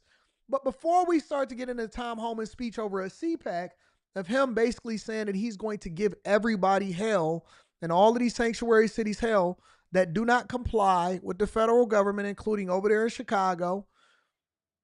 They're saying that one of the biggest migrant hotels in New York, called the Roosevelt, could quite possibly be closing. That's crazy. Again, make sure y'all hit a like for the algorithm, subscribe to the channel, and turn on your notifications. The Roosevelt Hotel Migrant Intake Center is closing down. In a statement released this morning, the city says the center is no longer needed as the number of migrants entering the city has dropped drastically. Fox 5 New York's Briella Tomasetti has the story. The Roosevelt Hotel, which served as both our asylum arrival center and the humanitarian emergency response and relief center for nearly 2 years, will be closing. Mayor Adams announced the news in a nearly 2-minute-long video released by City Hall. He says the Roosevelt Hotel will close its doors in the coming months, marking a significant milestone in the city's migrant crisis. The Midtown Manhattan Hotel was transformed into a migrant arrival center in May of 2023 and has since processed tens of thousands of migrants each day. But the mayor says that number has now dwindled down to the hundreds. With the city receiving an average of 4,000 arrivals each week. Now, thanks to our policies, we're down to an average of just 350 new arrivals each week. The site provided a variety of supportive services, including legal assistance and medical care. For instance, migrants who wanted to connect with family or friends elsewhere were given bus tickets out of the state. Those in need of shelter were assigned to a site and given instructions on how to apply for asylum. Our administration has skillfully managed this crisis, which has seen over 232,000 migrants enter our city asking for shelter. According to City Hall, there are currently fewer than 45,000 migrants in the city's care, down from a high of 69,000 in January of 2024. More than 84% of eligible adults in the city's care have applied for work authorization, allowing for the city to close all tent-based shelters by the end of this summer. Several other large sites housing more than 1,000 migrants will also close within that time frame. We're closing 53 sites within the span of a year. While City Hall refrained from saying how much it costs to keep the Roosevelt Hotel running, Adams was a major critic of the Biden administration's migrant response and repeatedly called on the federal government for more money. Meanwhile, city attorneys filed a lawsuit against the Trump administration on Friday after FEMA revoked more than $80 million in migrant funding, citing concerns over illegal activities at a hotel. The only thing I care about and the only thing that I'm trying to figure out is who are the owners behind the people that has received all of the billions of dollars, and was this a retirement package? I mean, the staffing companies, the hotels. How did the Roosevelt Hotel become the migrant hub and ultimately basically let their facilities be run all the way into the ground and allow for these illegal migrants to basically stay there? They switched over from being a hotel in the middle of the city into being a migrant shelter. That is crazy to me. That is absolutely wild to think that they can do that. And I always want to know who's the owners that got rich and how much money did they receive as a result of it. That's all I want to know. That's all I care about. And to think that Jasmine Crockett and Bernie Sanders and AOC, none of these people ever, not one time, and this is how you know that they're compromised, not one time did any of these people ever come out and say, you know what, this is wrong. Taxpayers shouldn't be paying this. We need to make sure that we allocate our monies correctly, that we need to make sure that we right-size the federal government. Never, not one time. I've never seen them ever in any way, shape, or form ever criticize our border czar, Kamala Harris, or the Biden administration, or any of these liberal mayors, and they absolutely 100% has always been on board with it. They have never criticized the American taxpayer dollars going towards the things and who is getting rich as a result of this. Nobody asked who these staffing companies are. There wasn't a bid process. Nobody asked what the incentive of the hotel owner, these luxury hotels that ultimately the migrants were staying in. Nobody cared. I documented how horrid the conditions had become inside of some of these places all last year and all the year before, and nobody had no questions. None of these liberal senators, none of these liberal congressmen ever had any concern about it. Elizabeth Warren, y'all didn't have no criticism for it whatsoever. Seriously? And then they want to scold you about thinking about $5,000. They've been getting a crazy, we spent billions and billions and billions and billions on this stuff. And they didn't have no kind of problems with sending this over to these illegal migrants. They gave them shelter, food, police services, and that ain't even counting the costs that we can't really account for as far as infrastructure and all of that type of stuff. Police, housing. They paid these hotel owners by the day. And they was living better than some of y'all. They could come over here and say, you know what? I want to go to New York because I want to go to the Roosevelt. Where's Mortimer? This is crazy, bro. Anyways, this is Tom Homan giving his thoughts on what is happening over in these sanctuary cities and how he's going to approach it. How you doing?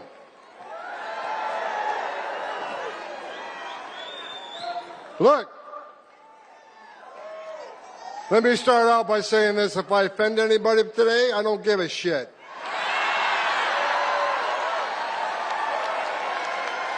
Don't care. The media in the back room, I'm sure I'll be reading a lot of hit pieces on me tomorrow. I don't give a shit what you think about me. Excuse Tom Homan's remarks. I did not watch this prior to. We're just getting exactly how he said it over at CPAC. We're not doing censorship. I'm not cursing. It's Tom. Shout out to Tom. I get asked all the time, does it bother you as a big part of this country that hates your guts? I don't care. I don't care.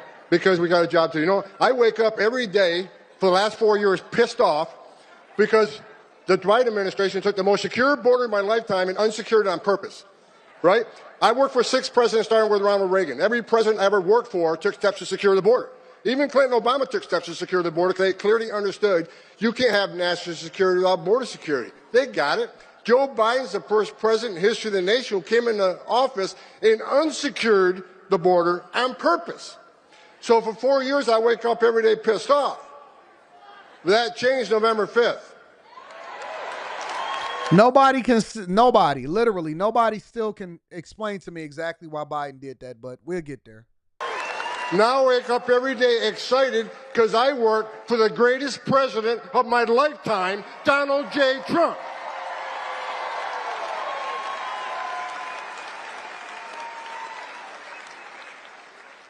For 4 years, we had over 10.5 million illegal aliens at our border. They released nearly 8 million into the country illegally. We had a 600% increase in sex trafficking of women and children. We had a record number of known suspected terrorists and people on the terrorist watch list crossing the border. Under Trump, we had 14 in 4 years. Under Joe Biden, just shy of 400. Think about that for a moment.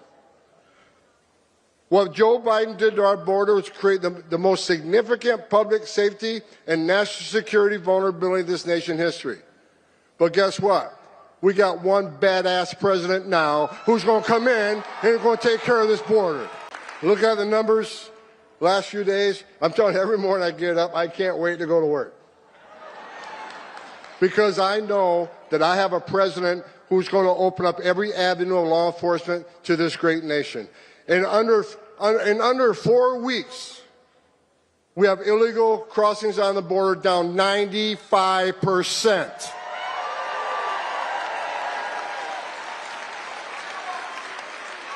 I remember when the president called me and said, I remember he called me when he brought me, this is the second time I came out of retirement for this man. So he called me, I remember I was the first guy he called, and he says, okay, this is how the phone call went. I picked up the phone, I see POTUS on my cell phone, so I know it was Trump. He says, all right, Tom, you've been bitching about 4 years, you want to come fix it? Yeah. And I didn't hesitate. I said, I'll come back and I'll do it for free. I'm so pissed off. You don't have to pay me.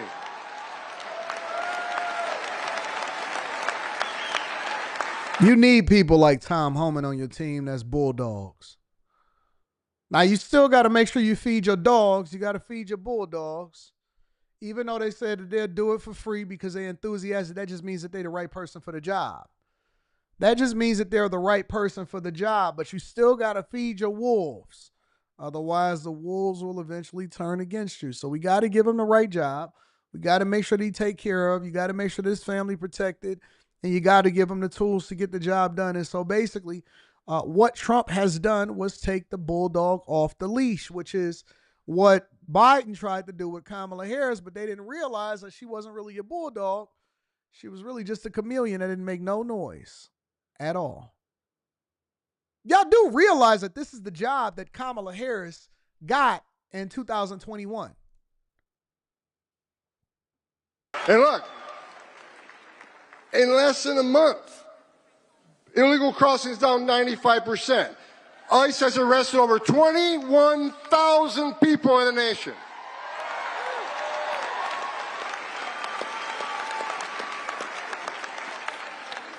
Gotaways. Under President Biden, the gotaways, 2.2 million people crossed the border, weren't arrested because the Border Patrol was too busy making sandwiches, changing diapers, making baby formula, making hospital runs, dealing with humanitarian crisis. 2.2 million people crossed the border and weren't apprehended, weren't fingerprinted. We had about 1,800 a day in 2023. You know how many had yesterday? 48.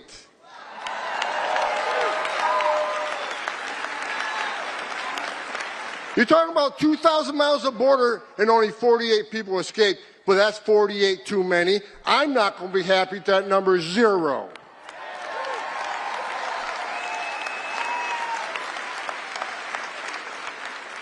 Now we're getting a question, well, you said you're going to concentrate on public safety threats and national security threats, but you arrested non-criminals. Yeah, damn right we did. Because you're in the country illegally, which happens to be a violation of our law. Entering this country illegally is a crime, and we're not going to forgive it.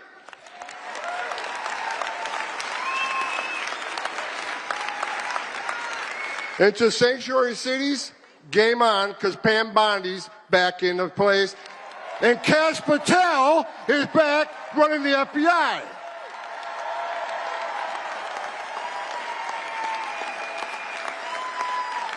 President Trump brought together one hell of a team, and every time I see one of these people get nominated and take their oath for office, I just get that much more excited. I'm afraid I'm going to have a heart attack one of these days because it just keeps getting better. Sanctuary cities are a sanctuary for criminals. I've read all these stories this week. Tom Homan insulted AOC. Well, look, it's not an insult if it's true.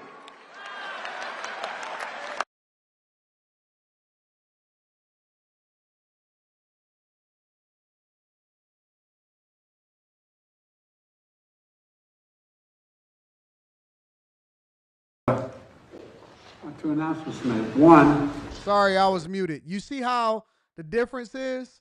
You see how he was a bulldog? You see how Trump tasked him when he said that he got the phone call and he said, you know what? Trump called me and he was called the president of the United States of America. And he said, you've been crying and complaining about everything that's been happening at the border for all of this time. I want you to come in and handle this. And he came in like a bulldog. That's what happened. Now, let me show you the difference between when Trump came into office, because you got to remember that Trump was in office for a month. He's been in office for a month. On day one, he started tackling this. This is how Biden handled it when he came into office on day one. Is we've got ourselves a secretary. Javier, welcome. Also today, I said when we became a team and got elected that the vice president was going to be the last person in the room. She didn't realize that means she gets every assignment. But the vice president and I and all of us here have been working very hard to pass the legislation that is going to beat this virus, as well as get people back to work and change their prospects.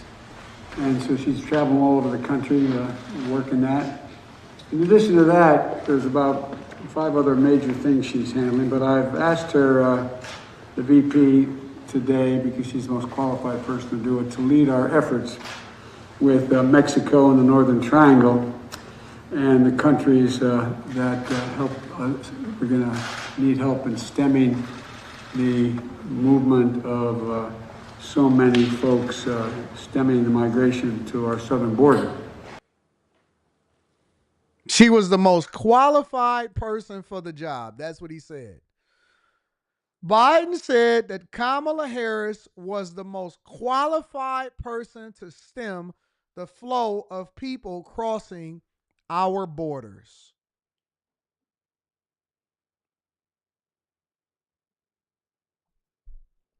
I'm not going to forget this. I'm never going to forget this. I'm never going to let them live this down. I'm never going to let them not act like she was not in charge of the flow of migrants across the border, yet y'all still tried to elect her to be president of the United States of America. I'm never going to let y'all get 92, 93%. Shout out to y'all.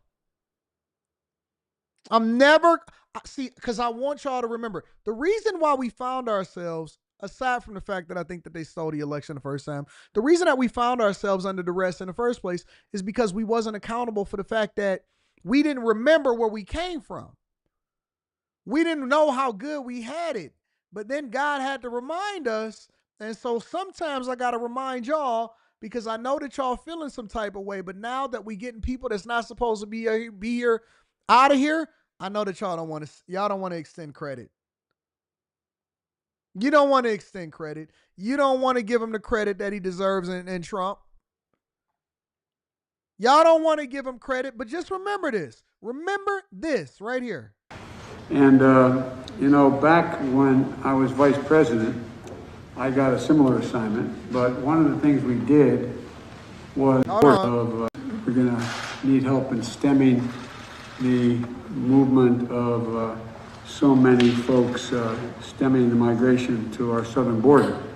So for the people that still says, because again, he says she was the most qualified. I want to make sure, because there's people in my chat sitting there, no. He didn't delegate that as a responsibility. People still to this day on February 24th, 2025 will sit here, even though we have video evidence of a lethargic person that should have never been in office in the first place. We have video evidence. People will still sit here and argue me down and say that that was never responsibility extended to her at all. She's the most qualified person to do it, to lead our efforts. She's the most qualified person to do it and lead our efforts. This is what he said. He didn't say Tom Homan, the person that has served under 7 administrations. He didn't say none of that, that even served under the Obama administration. He knew Tom Homan because he was the vice president under Obama. Biden was the vice president under Obama who was called the deporter-in-chief, and Tom Homan was serving under that administration. He knew who the most qualified person was, and he says Kamala Harris is the most qualified person to lead the stem of flow of immigrant or illegal migrants from across this border. Y'all not gonna sit here and gaslight me. Y'all not gonna sit here and gaslight me. Not even a little bit. Somebody says, what is JD Vance doing? Well, first thing that JD Vance did was he hit the ground running over in North Carolina in order to solve for the fact that a lot of those people still hadn't been or gotten the relief that they needed from the Biden administration, even though it happened under the Biden administration. JD Vance was the first person to then solve for that problem and solve for what was going on over in North Carolina from the people that were affected by the hurricanes. That's the first thing that JD Vance did. Day one, he was on the ground with the people in North Carolina. I'm surprised you don't know that, but y'all asking that question. I'm surprised you didn't know that, but you're asking that question. Ain't that crazy?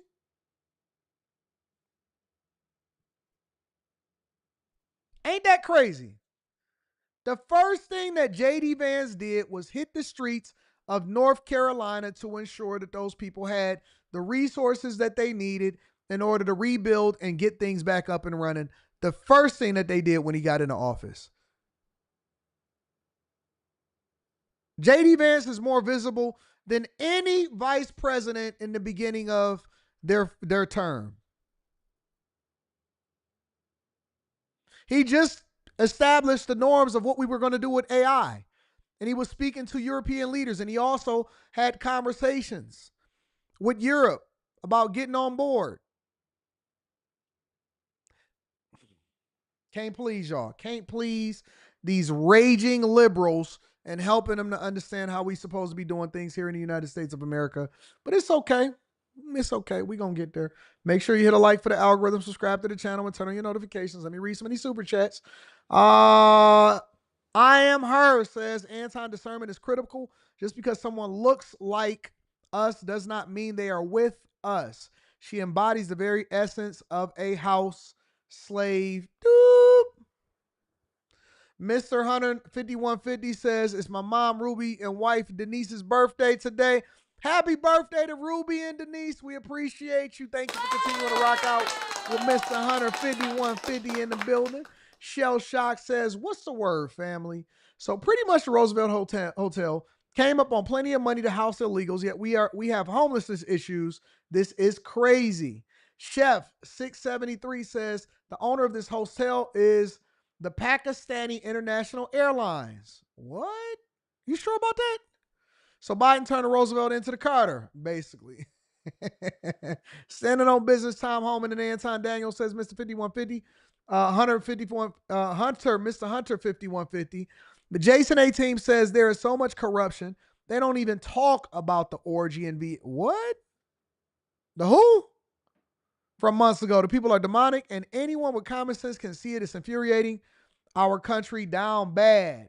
Mr. Tika, shout out to Mr. Tika, says sending some more foreign currency to support the show. Thank you. Greetings from the Netherlands and keep up the good work. Shout out to my people over there in the Netherlands. I didn't know I was popular over in the Nethers. Shout out to them in the Nethers. Hi AD, are you going to cover CQ Brown? What's CQ Brown, Terry Scott? I'm not really sure what that is. Uncut Underground says thoughts on Jaguar Wright being honored with Defender of Freedom Award at Mar-a-Lago by the Trump administration. I am not familiar with that either, Uncut Underground. Y'all, send it to me. Email me at antondaniels413@gmail.com. I'm not familiar with it at all. We can talk about it. Maybe I'll throw it to Q and see if she can find anything about it, and we'll talk about it on the Q show tonight. I Am Her says the sermon is crucial. The house slave was picked to instill fear, enforce control, and suppress. Their rhetoric is vibrational warfare, manipulating energy into silence, deceive and maintain oppression. Thank you. I appreciate you for the super chat. Jason 18 said Biden administration, biggest grift in history over Obama. Chef 673 says she was tasked with controlling the flow of migrants into the country from Mexico and the Triangle, are the same place from which millions of illegal migrants came from, but she's not responsible. Jay Hunter Lee says people never research the opposition. That's why they don't know what JD Vance is doing. They only listen to one-sided media. I agree. That's why we're going to bring him to the front of the congregation. Play Kamala addressing Congress on AI policy. I don't have the time. We already a little bit behind, but we got to get to the show. Make sure y'all hit a like for the algorithm, subscribe to the channel, and turn on your notifications. There's an ultimatum that's being proposed to employees of the federal workforce, courtesy of Elon Musk, and I would love to play it for you guys. Check it out. Federal workers facing a midnight deadline tonight from DOJ to document their work in an email or potentially lose their jobs. Several agencies, though, have already told workers not to comply. Elon Musk taking to X on Saturday, posting, consistent with President Trump's instructions, all federal employees will shortly receive an email requesting to understand what they got done last week. Failure to respond will be taken as a resignation. They are not playing. Listen, Elon Musk is running the audit process for the federal government the same way that he runs his companies over at Tesla and Twitter and SpaceX and Neuralink. You have to be a productive employee or you are going to be removed. That is how he has run his companies. That is why he is still moving like a startup, even though he has one of the most highly valued automakers in the world, and he is not playing no games. You have to send an email that basically breaks down exactly what you do and what you got done last week. If you do not do that, then you are basically being insubordinate and you are going to resign. Now, you know what the funniest part about this is? A couple weeks ago, I did a live stream where I broke down Governor Wes Moore of Maryland. You know, the governor that is basically telling y'all that there's going to be increases in taxes because they are operating at a deficit over in Maryland. They can't balance the budget, and so they're trying to extend that over into the people instead of auditing and finding out exactly where all of the money is going. That Wes Moore, the liberal governor of Maryland. Wes Moore said, hey, listen, don't sign the buyout. Don't take the buyout. Be careful what you're signing. I'm not really sure this is best for you. Do you know how many people listen to Wes Moore and didn't get a buyout, didn't get any kind of severance, does not get paid all the way through September, but got laid off anyway? What I would like to see is more people actually talking about the fact that they decided not to take the buyout and they listen to people like Wes Moore, and now they're getting nothing except for unemployment insurance. Nothing but unemployment insurance. I did a whole live stream.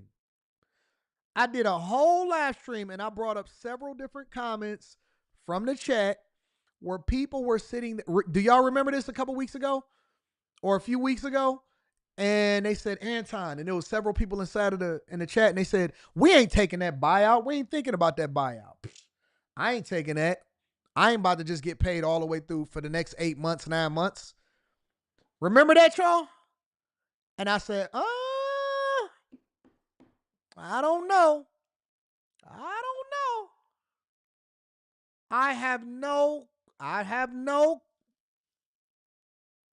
you better be careful. And then I went through and I broke down several different scenarios where I would or how you would have to risk it. And I said, listen.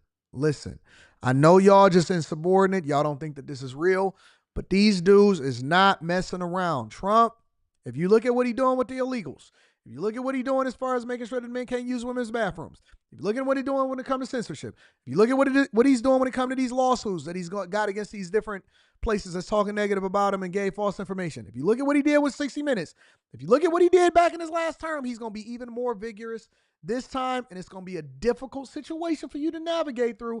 I said it. And the people in the chat can tell you that I was giving y'all real life information on how you need to be careful on how you was moving. And I said, listen, I would seriously consider this. This is how I will be moving. You need to get your resume together. Do you have another skill set? Is this your only job? What agency do you work for? A lot of different. Do you have a husband at home that could actually, you know what I'm saying, carry you through and all of this stuff? It could be a really great situation. And people was adamant. Mostly women that was in the chat said, nope, I'm doing what I'm going to do, what I want to do. And ain't nobody going to tell me what to do. And then Westmore said, yep, don't sign it. Next thing you know, I started getting all of these emails from people. Hey, Anton, look at this video. Anton, look at this video. You know what the videos were? I can't believe it.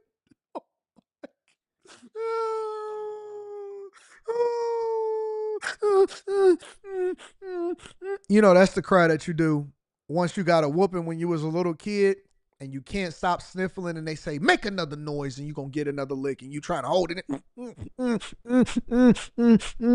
I couldn't believe it. I started getting scores and scores and scores of emails of different people sending me videos of people crying on the internet because they got, I can't, I never thought it would be me because I'm an archaeologist and I'm a geologist and I'm a biologist and I'm an ologist and I'm a because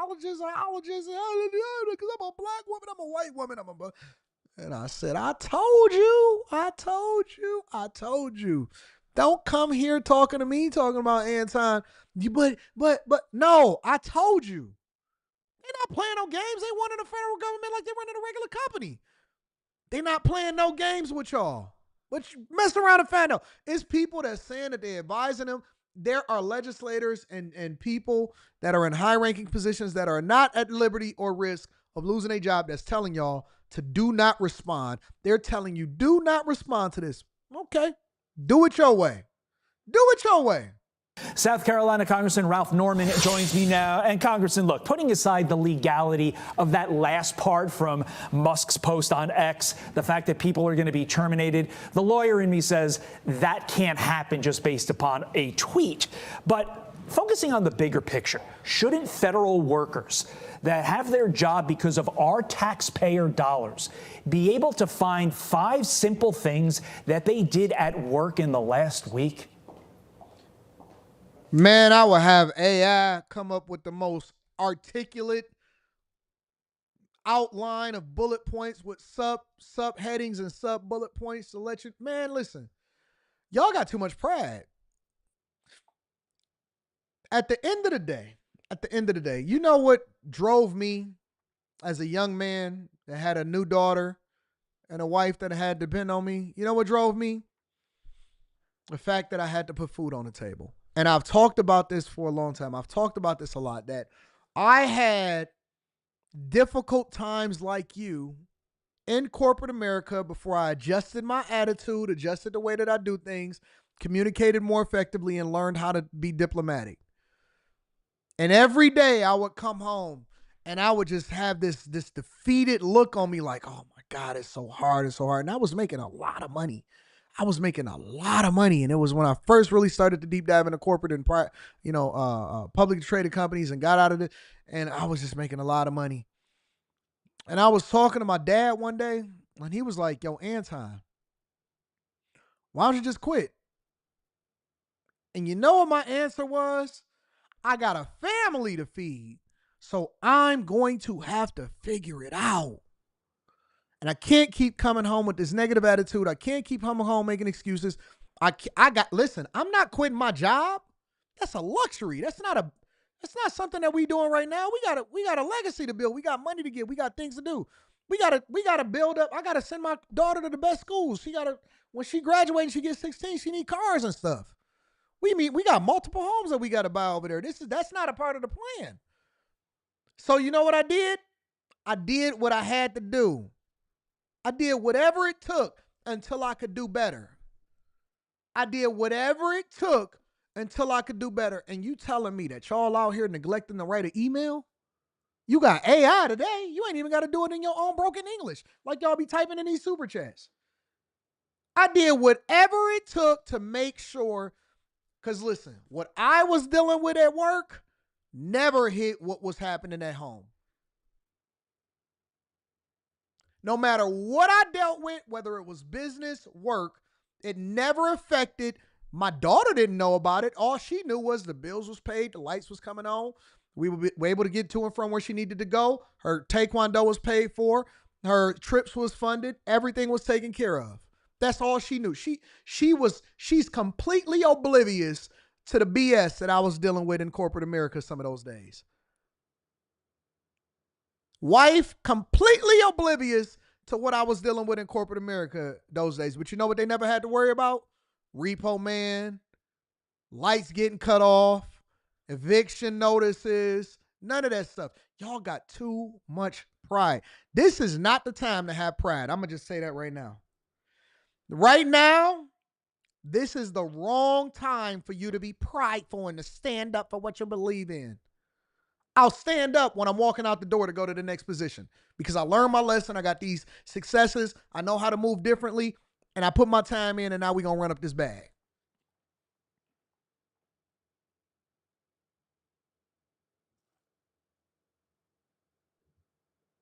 If you don't get to writing that email, better write that email. Talking about I could possibly lose I'm not losing my 6-figure job over no email because y'all want to stand up for your rights. You should have voted. You should have voted. If you didn't want to vote, you remember when people say our vote don't mean nothing. It don't matter who become president of the United States of America. Oh, you gonna learn today. Oh, you gonna learn today. No more diversity, equity, and inclusion. No more free money. No more handouts. No nothing. Y'all don't even vote on the local level, and they control more of your dollars and your fate than anything. Don't even know the millages. You know why you pay so much in property taxes? You know why your property taxes went up? You don't? Because the people that was voting in place of you determined what you were going to pay in property taxes. Gotta write that email. As soon as they say it. And let me tell you the type of person that I am. I'm the type of person to where everybody be rah-rahing inside of the lunchroom or in the company meeting. Yeah. And I'll be like, dang. Yeah, that's crazy. They gonna look around. I'm not gonna be there. Where Anton go? I'm gonna be the only one in the cubicle. Write my email. My email gonna be sent first. Yeah, no, man, this is crazy in here. This is insane. I don't know what's going on. Send. Anton, you gonna write your email? I don't know, dog. I'm thinking about it because they out here pissing me off. My email already sent. I ain't telling you nothing because the only person I got to answer to is the people that I got to provide for at the crib. I don't know you. When we get laid off, when you get laid off and I keep my job, I'm never going to talk to you again. I'm never going to talk to you ever again in life. I will never see you. When you're homeless and I'm sitting here as a millionaire, I'm like, dang, dog, what happened to you? Hey, remember when we used to work together? You didn't know my email was gone. I sent my email. I might even put in there, and Jermaine over here, he said he ain't going to send his.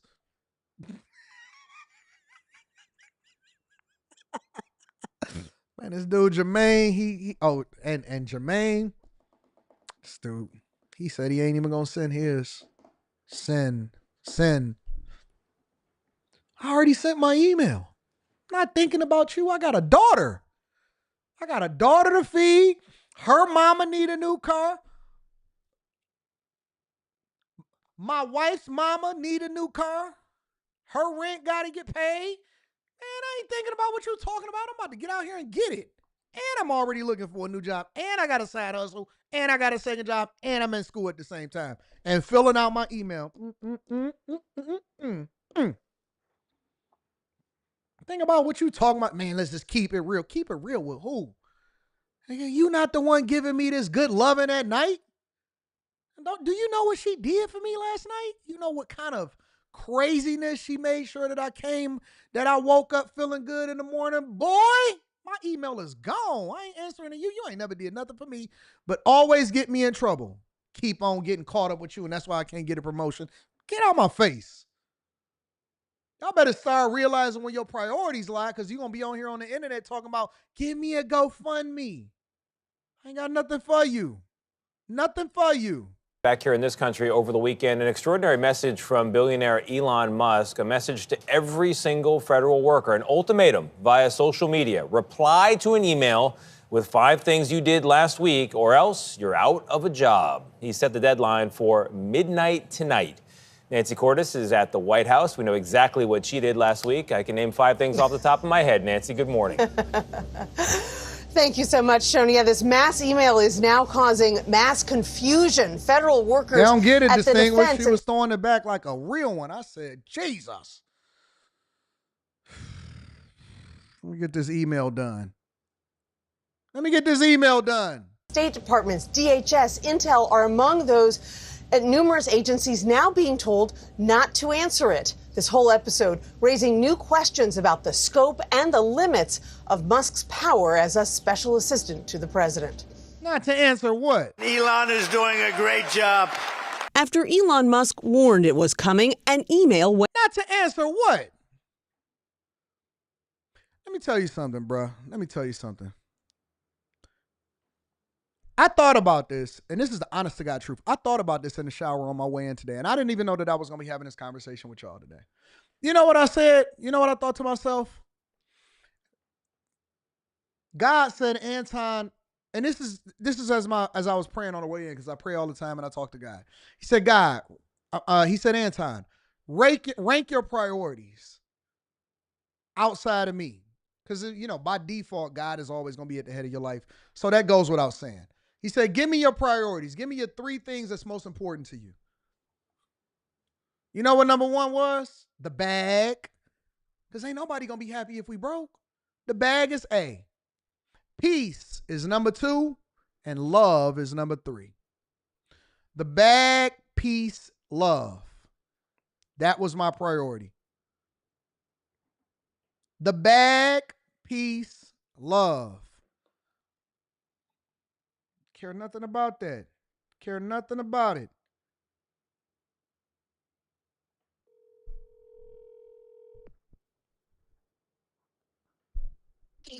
Hello. Yo, what up? What you doing? I'm on a live stream. Out to lunch. What's going on? You out to lunch? Mm-hmm. You already at lunch? Yes. All right, I'll call you later. No, what's up? I'm laying in the bed last night, right? Uh-huh. And you tell me to go to sleep. Okay. What was I adamant about doing before I went to sleep? And it was like 12 o'clock, 1 o'clock in the morning, right? Making a video. I had to, and what did I make you do? Go downstairs with you.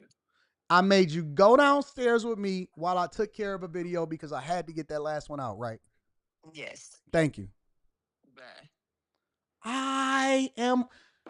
Rita was sitting there talking about, oh my God, let's lay here, let's cuddle, let's talk about our dreams. I said, so you gonna talk with me on my way downstairs? Because I got another video that I got to do, that this has to get done.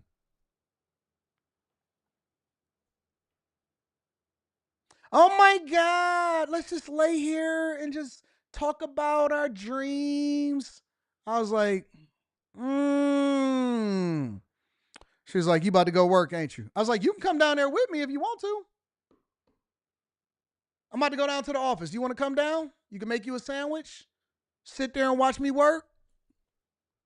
She's like, come on. Let's just go on downstairs. Cuddle with who? Cuddle with who? You?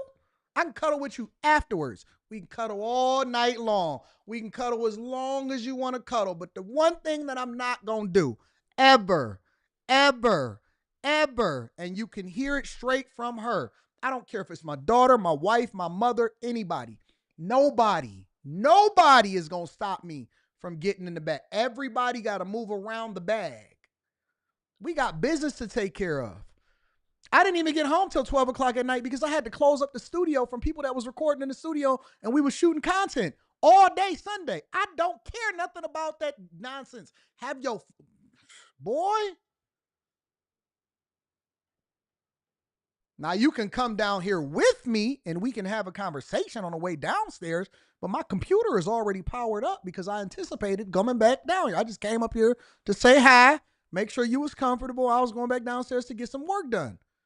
Let's just lay here. I just started getting up. I just started getting up. She just put on her house coat, came on downstairs, and was watching me work. Y'all so enamored with boxolitis with standing on pride. You stand on your pride. Went out to millions of federal workers, directing them to list 5 bullets of what you accomplished last week by midnight tonight. On his social media platform, X, Musk threatened that failure to respond will be taken as a resignation. The ultimatum coming just hours after President Trump urged Musk to get more aggressive as he works to fire thousands of government employees. We're removing all of the unnecessary, incompetent, and corrupt bureaucrats from the federal workforce. But even some of the president's allies are taking issue with the approach. If I could say one thing to Elon Musk, it's like, please put a dose of compassion in this. These are real people. These are real lives. And while a few agencies urged workers to comply with the email, the FBI, led by Kash Patel, told agents to pause on responding. So did the State Department, led by Marco Rubio, telling staffers that no employee is obligated to report their activities outside of their department chain of command. All right, you play it your way. We gonna see. We gonna revisit this conversation in 2 weeks, and we gonna find out exactly who filled out the email and who not. And I'll be able to tell you by exactly what they say on a TikTok rant. All right. Make sure you guys continue to hit like for the algorithm, subscribe to the channel, and turn on your notifications. Y'all out here playing games. We out here getting money, man. Y'all, you want to be comfortable, or you want to get this money, or you want to lay down? Not laying down. I don't even feel comfortable laying down and sleeping until we get the money up. Talking to me about no cuddling? Cuddling? I'll be sleeping on the money. Surfing. You know I got that swag. I'll be surfing on the money out there. Crystal Lee say, hello, Anton. You misunderstood my comment with a caveman the other day. I love cave. Oh, okay. Listen, Crystal, I love you, baby. I know that you're a part of the Chasers, baby. Shout out to my girl, Crystal. I appreciate you. Thank you for holding me down, my baby. I get it. I get it. Mark G says, we need more collabs from you. Spread the gospel. Shout out to you, Mark G. I appreciate you. Yoshi504 says, also, don't forget we had a male staffer recording getting his back blown out on the congressional floor. Godless behavior in the Biden White House. Oh, AD, please talk about the USPS makeover by Trump. I talked about that last week, but I'll talk about it a little bit more as we get more information.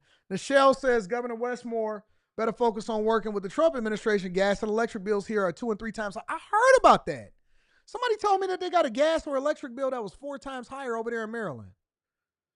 Due to Maryland not being energy independent, we need a solution that Dems do not seem to have. I heard about that. Emmett Powell says, my beautiful queen's job, inform her not to send that information to Elon. Why would the company put their employees in that position? Listen, tell her to send that email. Keep on playing games. Chef 673 says, you sure did. The stream was titled Federal Employee Buyouts 3 weeks ago. Yep, it's still up there. Devin Braxton says, I agree with the premise, but they need to give more time for people who might be away on vacation or something similar to response to the email. Man, my emails come on my phone. I always, you know what y'all need to do? I'm gonna give y'all a clue. Give me a second. The Lucid Experience says, if they didn't take advantage of the buyout knowing there was a possibility of losing a job, they are fools. You take a low risk, high reward every time, especially when you don't have leverage. Chris Cunningham says, my email would have been sent. Bilderberg Boy says, AD, I remember when I first started in IT, the VP of department sent out a request to write recommendations for him on LinkedIn. Guess who was first? You, because you get it. Let me tell y'all something. For you guys that have wives and for the guys that's not married, you know what you need? You know what you need? Y'all need a assistant. One thing I will never go away from is an assistant. If you can't afford one, get your wife to do it for you. If you can't afford one, then get this woman. Listen, you need an assistant. You need an assistant. Get you a woman to go through and make sure that she operates like a wife when it comes to assisting you. Have her put together your calendar, have her take care of your emails, have her go through and make sure that certain things get called and taken care of and so on and so forth. Even if you just dealing with a woman, even if you just got a girl, that's your home girl, that's your friend. You know what the thing is going to be sexier than anything to her? Is if you ask her for her help in being your assistant and helping you get things together and structure things that's going on. If you got a wife, but you're not utilizing her, make her be your assistant. And don't make her by saying, hey, this is what you have to do. Go through and say, hey, baby, can you structure my calendar and have her work with you and all of that. Go through and structure things and take care of business and have her setting up stuff. She'll learn a lot of things. She'll learn some skill sets. If you are a single guy, you can hire one. If you can't hire one, then go to your homegirl or the girl that you're talking to and tell her, hey, I want to give you some access into my life because I want to go deeper with you. I want you to know more about me, and I also need your help because I realize that having you in my life it's a value add. Having you in my life is a value add. Ask her to structure your life and to be your assistant. She will adore you. She can't wait to add value outside of just giving up some box. That's all you want is some box. That's all you want. Dog, they can't wait for a new project. They can't wait to do some arts and crafts. They can't wait to try to structure. That's where their expertise is. That's what they love to do. Hey, baby girl, can you call such and such, take it? Okay. Boy, she gonna drop it like it's hot. You ain't got to do everything yourself. Start putting them girls to work. He loved me. He valued me more than just some box.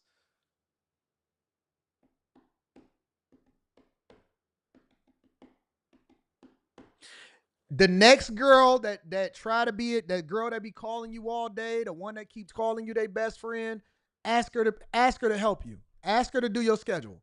And just start giving her tasks. Start giving her stuff to do. She gonna love it. She's going to love you. I'm not going to give y'all all of my secrets. Y'all going to have to get that Patreon. Make sure you tap into the Patreon. Link is in the description as well as pinned to the top of the chat. Let's move on. I got a couple different things that I want to talk to you guys about before we get up out of here. The governor of Maine.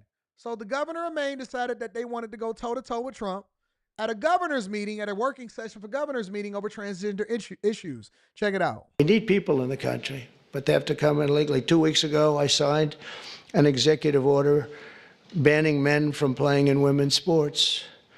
Many Democrats are fighting me on that. I hope you continue because you'll never win another race. And it's just crazy. If you look at what happened with the boxing, if you look at what happened with the weightlifting numbers, where a record that hadn't been broken for 19 years got shattered.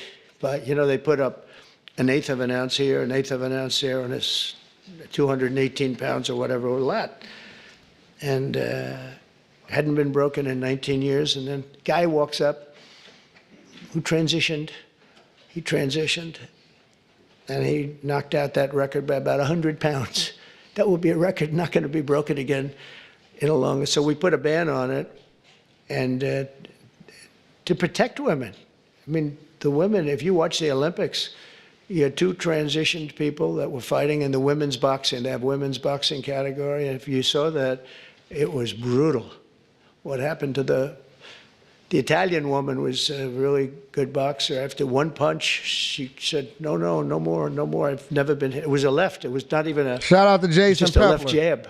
She got hit so hard, she said, I can't do it. They forced her to go out. No, go out again. You'll do it. Goes out again, gets hit again. No, that's it. Did anybody watch the Olympics, or at the very least catch some of the stories from the Olympics this past year? Did anybody watch the Olympics or catch some of the stories from the Olympics this past year? I did. It was two stories that were really prevalent when it came to the Olympics. The first story was how they disrespected the Last Supper through promoting this whole trans opening ceremony. That was the first one. The second one was the fact that they had biological males posing as females in the boxing arena that was beating the crap out of these women. And if that wasn't one of the biggest wake-up calls, if that swimmer that was breaking all of the records because they was built like Michael Phelps, they just couldn't compete with men, if that wasn't one of the biggest red flags for your daughters, because see, a lot of y'all old hags, your knees ain't working the same. You keep complaining that you got to stand up at work, but you got a retail job. You don't want to do nothing that requires for you to actually stand up for more than 3 minutes. Going up the steps is a task for you. We not doing it for you. We know you ain't playing no sports. You sportsed out. You ain't never played a sport in your life. That ain't for you. It's not for you. That's not who we doing it for. The reason why we're so adamant is because we actually want to protect our children and our children's children. And we want to establish cultural norms and pass things down to them. I'm very, very critical of previous generations. I often at times say that the OGs failed us, and not my OGs in particular, but culturally, they did fail us because they passed on generational curses, happy wife, happy life, drugs, broken households, all of these things, and they were the freest generation of all time. They had the unions, the jobs, the money, the opportunities, and they smoked crack as a result of it. And then they blamed the CIA instead of saying, you know what, I don't have to take that, right? And I'm very critical of the previous generations because they didn't prioritize us. They prioritized themselves, which basically led to the demise of what you see happening in our culture and our communities today. And so I don't want that same burden to be laid on us. And so often at times what I try to do is think of how I can benefit somebody else or the next generation, knowing that my blessing comes as a result of it. My blessing comes as a result of it. And so even when it comes to some of these issues, getting rid of and making sure that you can delete your babies, y'all really did go hard for that. Y'all really did advocate for that. Y'all really was voting based off of the idea that Trump was going to remove the state's ability to vote for itself and whether or not we can delete our babies as a form of contraception. Y'all really, where y'all at? Why come y'all not talking about that no more? No, I don't think that men should be in women's sports. Okay, well, what is a woman? A woman is anything that you want to identify as. Anybody could be a woman.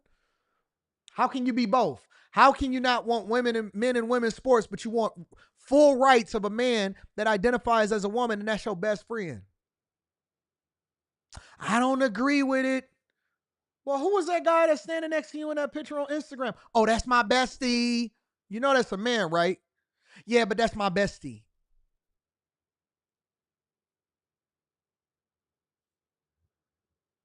What? Yes, sure. Who? Rita was watching what is it called? Love is Blind the other day. Rita was watching Love is Blind. And there was a man on there, and I overheard it because I was brushing my teeth inside of the bathroom. And it was a man on there, and he was talking to a woman, and I guess they was in two hidden things or whatever where they could talk to each other. And he said, yeah, I'm a really religious guy. I was raised in a church. And the woman then said, she says, well, I don't really believe in a church like that because, I don't get it. And it's hypocritical that everybody should be loved. And my best friend and my sister, my family members are gay. So, I don't really stand with it. And then the man started compromising. He started shaming himself and he started changing his values, all because the woman had a standard and she spoke matter of fact and he couldn't stand on business. And so the thing that he was raised on, he completely caved in and he was like, well, I don't really stand on that because I get it. It's not about what you believe. It's about really. He started compromising. And I came out the bathroom. I said, no, he didn't just compromise his values. to simp for this woman that he ain't never seen before because they sitting in different pods. No, he did not just compromise. I couldn't believe it. I said, this is why I don't watch this crap. This is why I don't watch TV. Because the simping is incredible. It's crazy. It is absolutely crazy. She didn't want to die, and it's crazy, but... You seen that, DeMarcus? The NCAA has complied immediately, by the way. That's good. But I understand Maine. Is Maine here, the governor of Maine? Somebody says, sorry, but I don't have a problem with gay people. I don't have a problem with gay people. I have a problem with the lifestyle that is being promoted that ultimately leads to the dissolution of our families and ultimately leads to also broken households, broken families, destroyed neighborhoods, less wealth, trauma bonding, therapy, so on and so forth. I don't disagree with you as a human, but I don't agree with having sex out of wedlock. I don't agree with scamming people. I don't agree with a lot of things that is a cultural norm. Just because I don't agree with it don't mean that I hate you as a human. It don't mean that I'm gonna remove your humanity, but I can absolutely disagree with your actions and what you promote. You don't have to have a problem with it.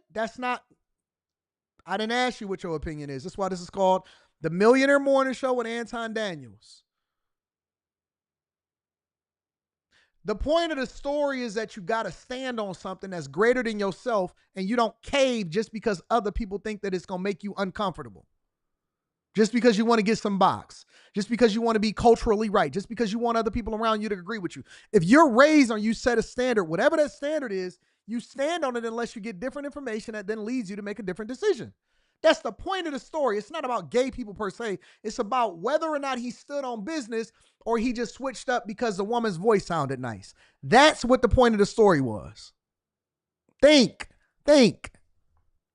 Are you not going to comply with it? I'm complying with state and federal laws. We are the federal law. Well, you better do it. You better do it because you're not going to get any federal funding at all if you don't. And by the way, your population, even though it's somewhat liberal, although I did very well there, your population doesn't want men playing in women's sports.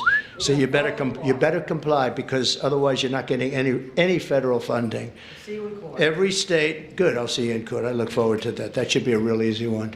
And enjoy your life after governor because I don't think you'll be in elected politics. Every state has a responsibility to comply with Title IX. They have an obligation, a legal obligation, and we'll be enforcing aggressively, and we're going to be protecting our citizens. We're going to protect. So just to...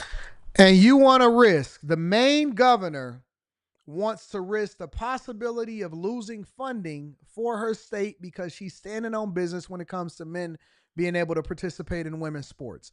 And that's who y'all want as governor? Listen, it's a lot of things that you can stand on. It's a lot of things that you can stand up for. That ain't one of them. That's not one of them. You can do what you want to do in your bathroom, but you cannot go and beat up women in their sports. I don't really know why that's a disagreement between liberals and conservatives. Why is that a thing? Why is that something that we don't agree with?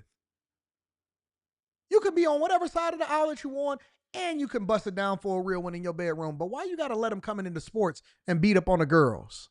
Why the girls can't at least have their own little subsidized sports that we ain't going to watch and we ain't going to attend anyway? Ain't nobody going to watch women going, whatever college sports that women do that ain't really relevant no more. Like, what are they doing in college? Don't nobody care about whether or not women is playing skiing or whatever y'all do. Let them go and ski with each other. No, it gotta be Tyrone coming in. I identify as a woman. Now you skiing up snow in her face. Let them have their little bowl sports by themselves. No, you gotta get on the pickleball court with a whole thing hanging outside of your pants. Hanging out I identify a woman. I want to use the women's bathroom too. That's what y'all saying and all? Shout out to Trump, man. Let me give Trump a round of applause. Standing on business and addressing them accordingly. You know what I'm saying? Let me read some of these super chats and then we're going to continue. Read some of these super chats then we're going to continue on with the show. Kenneth Malone Sr. says, I got this super sticker for you, big dog. Thank you, Kenneth. I appreciate you. Wyatt 856 says, do you see the commercials and pay attention to how they make men incompetent and make women superior? And the majority of the commercials that come on TV, I don't. And I'm going to be honest with you, it's because I don't watch TV. I don't really be watching TV. The only TV that I watch is when it's a sports game on that I can catch and I'm chilling with the people and stuff like that. But if that's what you're saying, that's crazy. That's crazy. I just want to give my final thoughts before I let y'all go today. I want to give my final matter of fact, let me give a reference point to my final thoughts. This is the last View episode that aired, I believe, on Friday, okay? Can be done to make topics and a Judge weighed in. A training failed. You know what I think? And I like What do you think, Sonny? I like Pete, of course, but I think he got that so wrong, and I think it was so tone deaf, considering Which what's part? going on. All of it. I thought all of it was tone deaf, because what happens is when from 1776 to 1965, you have basically white men in charge of everything, right? Women, people of color, we're left out of just equality of opportunity, that sort of thing. And I think when that equality starts popping up in terms of diversity program, equality now feels like oppression to those people who were at the top of the ladder, not necessarily because of their merit, but because of their identity. So my question then becomes, as a reference point, let's use a better picture of her. Sunny Hostin, for example. And we've seen how Joy Reid recently was unceremoniously dismissed from MSNBC. And we see all of these spinoffs because they don't want all of these trash shows that we've been subsidized with diversity, equity, and inclusion. And as we continue to see the Sunny Hostins and the Whoopi Goldbergs and the Joy Beharts and all of this stuff, and they keep on cycling in these feminist agendas and movements, and we also continue to see their ratings drop, and their comment sections are filled with people that look at them and they say, you guys are really the lunch ladies and y'all gonna continue to run in the Victim Olympics. And we also see how diversity, equity, and inclusion actually didn't add value to these organizations. And I'm not sure we are looking at these crazy metrics that are disillusioned because you can't really measure diversity, equity, and inclusion. But you can look at the ratings, for example, of places like The View and Joy Reid's The Readout. I don't even know who came up with the name The Readout, right? But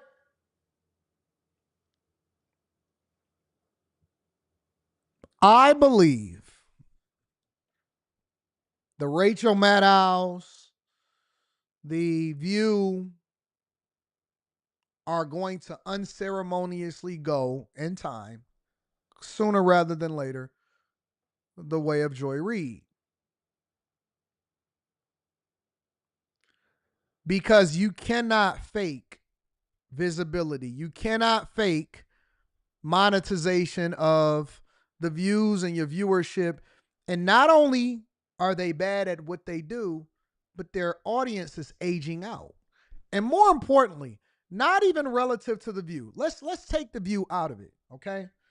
If you've noticed, a lot of things and a lot of people are now starting to go the way of independence. And you know why independence is so great? Independence is great in the same way that a mom and pop store is great.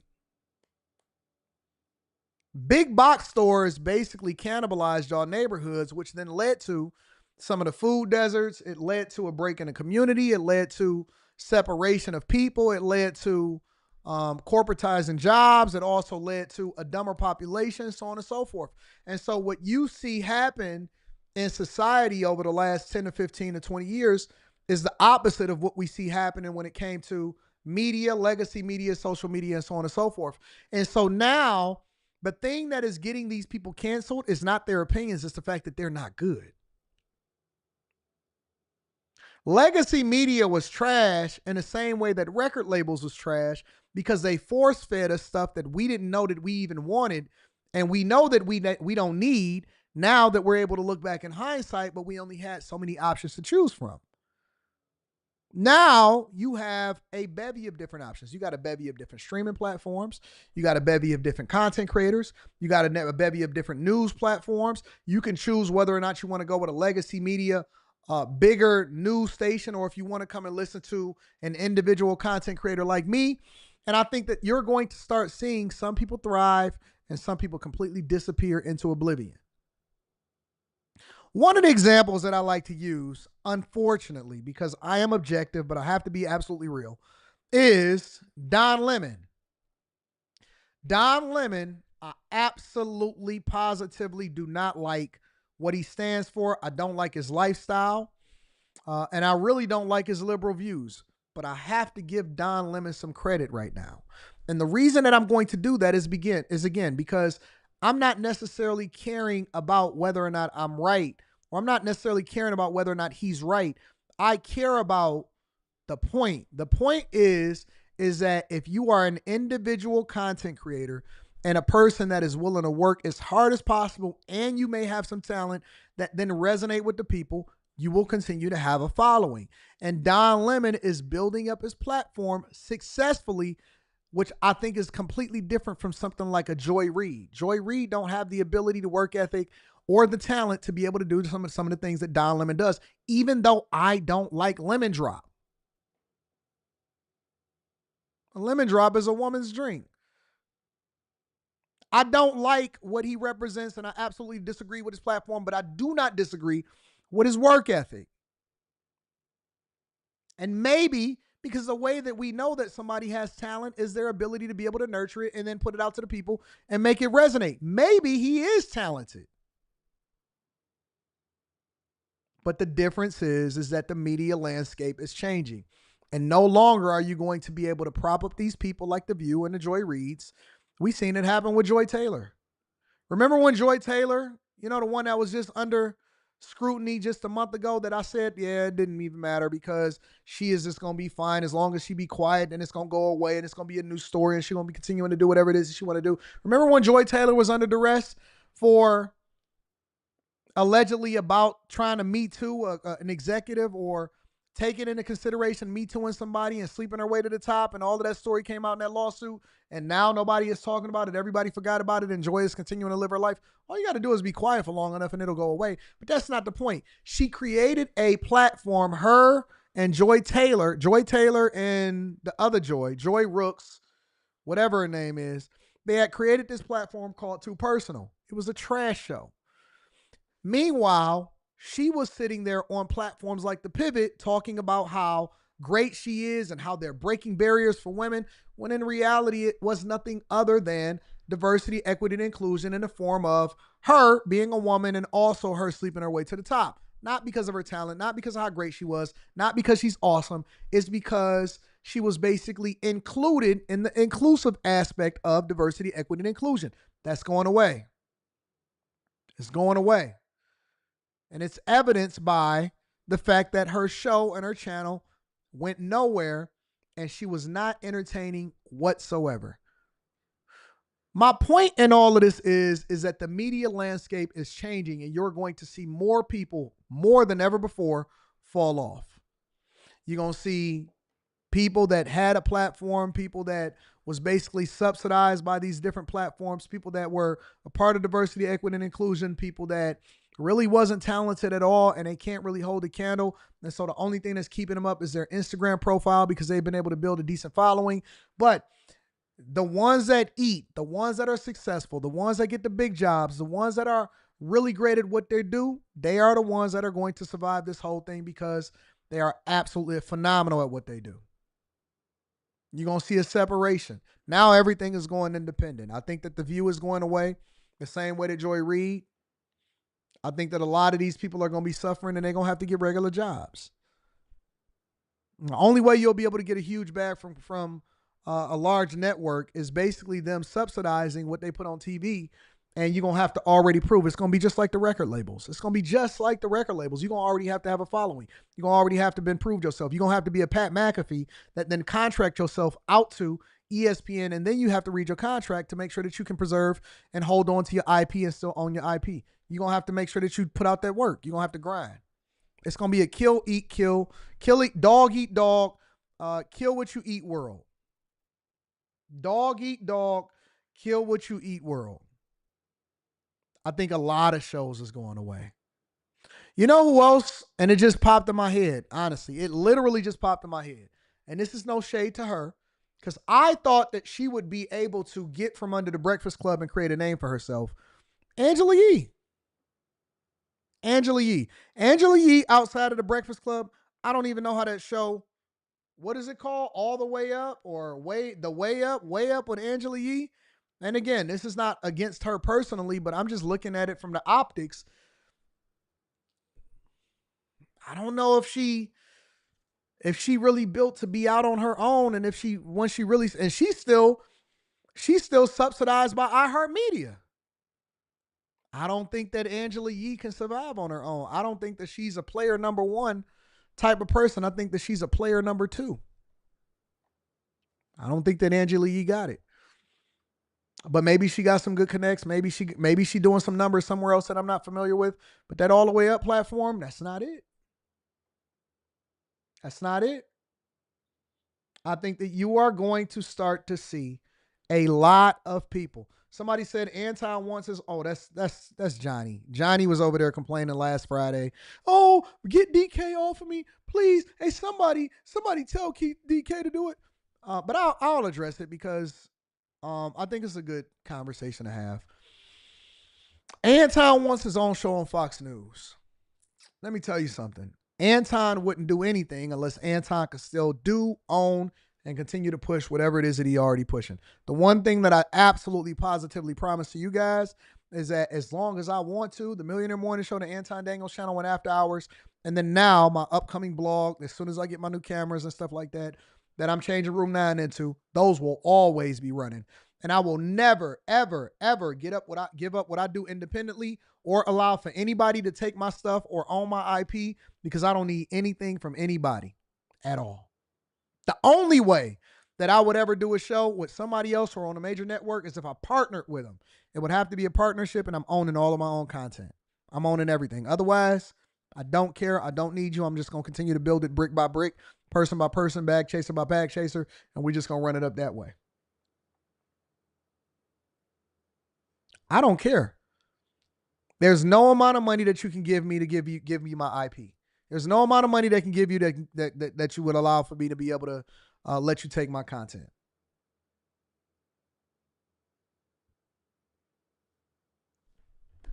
I think that the media landscape is changing, and I think that you're going to start seeing more of a fall off of certain people and more of a rise from the people that are actually awesome and talented. So I could never sell out. And what I think selling out is selling yourself out. I would never sell myself out. I would never sell my family out. I would never sell my family legacy out by giving away everything that I work for and everything that I built brick by brick to somebody that could just buy me out. Nah, my daughter is going to be able to look at this. My daughter will own everything that I build, every house I build, every platform that I own, everything that I've ever done. My daughter will own all of it. All of it. Make sure you guys tab into the Patreon. Link is in the description. Tiege Hanley, 40% off your first order plus 20% off of life. Let me read some of these super chats. And make sure y'all tune into the Q show tonight. I'm throwing a party once the view gets let go. Shell Shock says, watch how they try to say Trump was misogynistic speaking towards that governor. They would say Cam, Jasmine, AC, her, or whoever was cooking Trump. Trump don't care nothing about what they talking about. Joy Reid tomorrow, Tiffany Henyard. Kennedy Richards 89 says, have you heard about the boycott on February 26th or February 28th with major companies? I'm about to invest in whatever they choose not to shop on that day. I haven't heard about no boycotts. Boycotts don't work. They can choose to do whatever they want to do. That's on them. I don't care what nobody do. I'm sending that email, though. Again, make sure y'all tap into the Patreon. Link is in the description. Also, Tiege Hanley, 40% off your first order plus 20% off the life. Tune into the Q show tonight. I love y'all. I appreciate y'all. Y'all are the greatest ever. Peace.